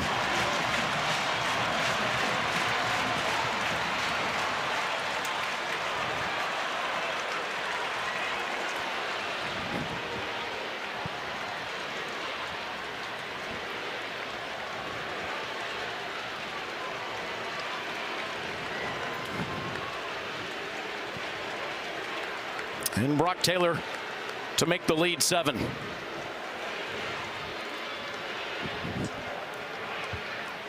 This town is all about entertainment. The best show in town right now is the Diego show at Vanderbilt University. Career high 377 yards passing tonight, including this 4-yarder. Well, everybody's thinking run, and the reason for that is you take Stowers out and you put your big blocking tight ends in. It's Emmanuel Adebi, it's Gabe Fisher, it's Cole Spence. And you get that heavy. You can't get a heavier play action. Look at Pavia. I mean, he just barely wrestles that ball out late to get it to Cole Spence, who just pops over the goal line. He's wide open. Only his 2nd touchdown catch of the year. Nobody was thinking pass right there other than Vanderbilt, Tim Beck, and Diego Pavia. The effort has been incredible by Auburn tonight. Can they send it to a 2nd OT? Daniels, plenty of time. He gets rid of it, incomplete. Lives to see another play after Linus Sunk was all over him. Calling a coverage sack. We haven't seen a ton of them. Actually gets that ball away, but regardless, at that time, just nowhere to go with the football. Excellent coverage. That time Vanderbilt says, look, we're going to keep you in front of you, make you complete a pass. And if so, we're going to rally to make the tackle. Daniels just nowhere to go with the football on that down.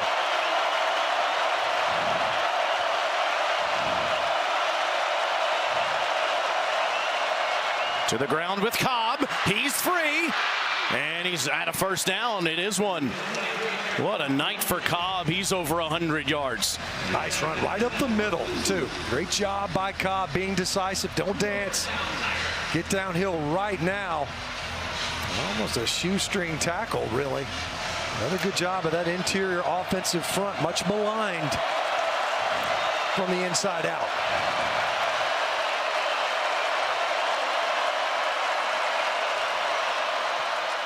And again, Jeremiah, not much going there. He gets down to the 12. 2nd down for the Tigers in this offensive shootout. Vanderbilt has 544 total yards. Auburn has over 560. No one saw that coming. Not this level of offensive output, that's for sure. Now they empty the backfield. Try to clean up that look a little bit here in the red zone.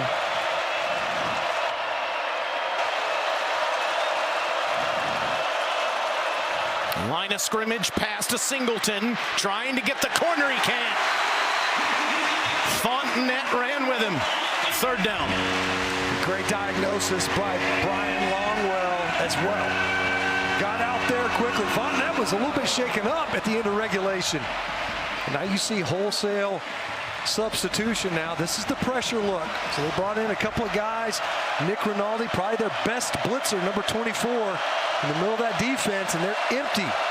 So you don't have a back that can help Ashton Daniels in protection. And Cam Coleman appeared banged up. He's at the top of your screen. Stays out there.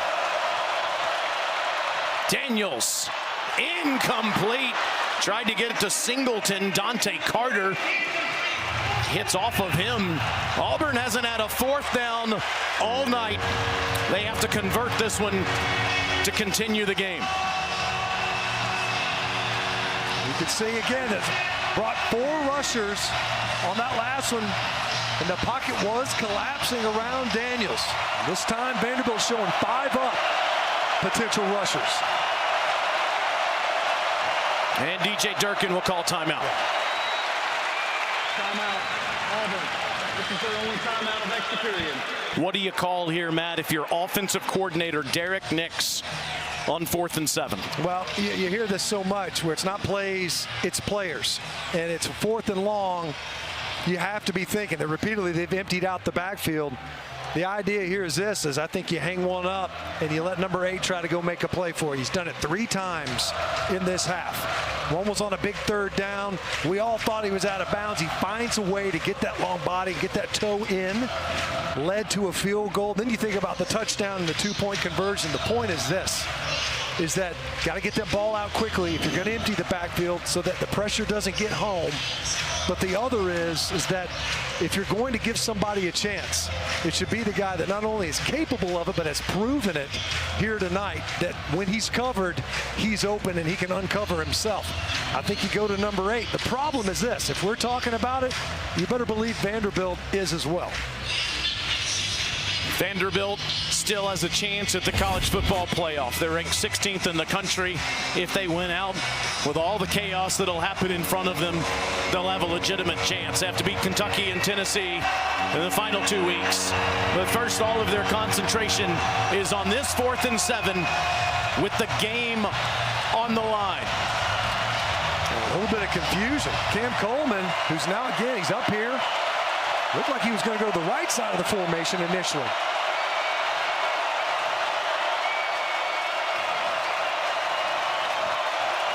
See C.J. Hurd right here. Now, they blitzed him a couple of times, but it looked like he was intending to drop out and help in coverage for any in-breaking route from Coleman at the top, and he is.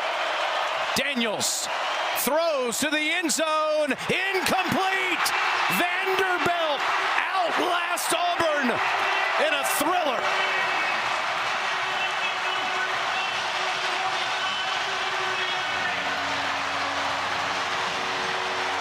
It took more than 60 minutes. They're 8-2 on the season. They'll have a chance for their 9th win in the regular season for the first time since 1915 when they play Kentucky in 2 weeks. And they're still alive in the college football playoff picture. Meanwhile, that man, Ashton Daniels, is congratulated on an incredible game. Here's the last play. So here's Coleman right here. Here's C.J. Hurd. Now, he's up here at the line of scrimmage. He's going to drop out. You're going to end up basically bracketing Cam Coleman. You got 2 guys. You're saying, look, we all know it. We were talking about it. Everybody in the stadium is thinking it. They got a couple of spies. You're not going to let Ashton Daniels get loose. And he's just trying to put it where his guy can get it. You see a little kind of a stutter go, like he was going to try to sit down. And Vanderbilt's able to survive this one. What a game. Coach Lee is with Tori. Coach, you talked this week about this being a game where your team needs to show their identity. What did they show tonight? Oh, I mean, a lot of fortitude. I don't know that necessarily was our identity on display tonight, but these guys have a lot of courage. They fought the adversity. Really huge stop there for the defense in overtime. There's a lot to learn from this one, but we're certainly going to celebrate this win. Well, your offense certainly played well tonight. What did you think of the way your quarterback showed up? I mean, he's the best player in the country. I don't know what else to say. He led the way. Obviously, the tempo got us back in the game. We were really explosive in the second half. I'm proud of all those guys. It starts with Tim Beck, too. I mean, obviously, he had a great plan, but Diego made it go tonight and deserves all the recognition. What does this win mean for this Vanderbilt program? Oh, it means a lot. I think keeping all our long-term goals within reach, but more than that, it's just like to battle an SEC team here at home in a great environment, to find a way to win. I went for it on the 4th and 1, hoping that we could end it a little sooner. The team had my back, finished out the right way. It's a great team win, a great culture win against a good Auburn team, and a credit to them too. I thought they played really well tonight. Thank you, Coach. Thanks so much. I know what Fernando Mendoza did today in Bloomington, Indiana. Diego Pavia didn't strike the pose tonight, but he might want to start thinking about the ceremony in New York in December. What a performance. What a privilege to call it. Tom Schofield, Corey Huffman were fantastic with our entire production team. For my man Matt Stinchcomb and Tori Petrie, I'm Taylor Zarzer. Kentucky and Florida up next. Good night from the west side of Nashville.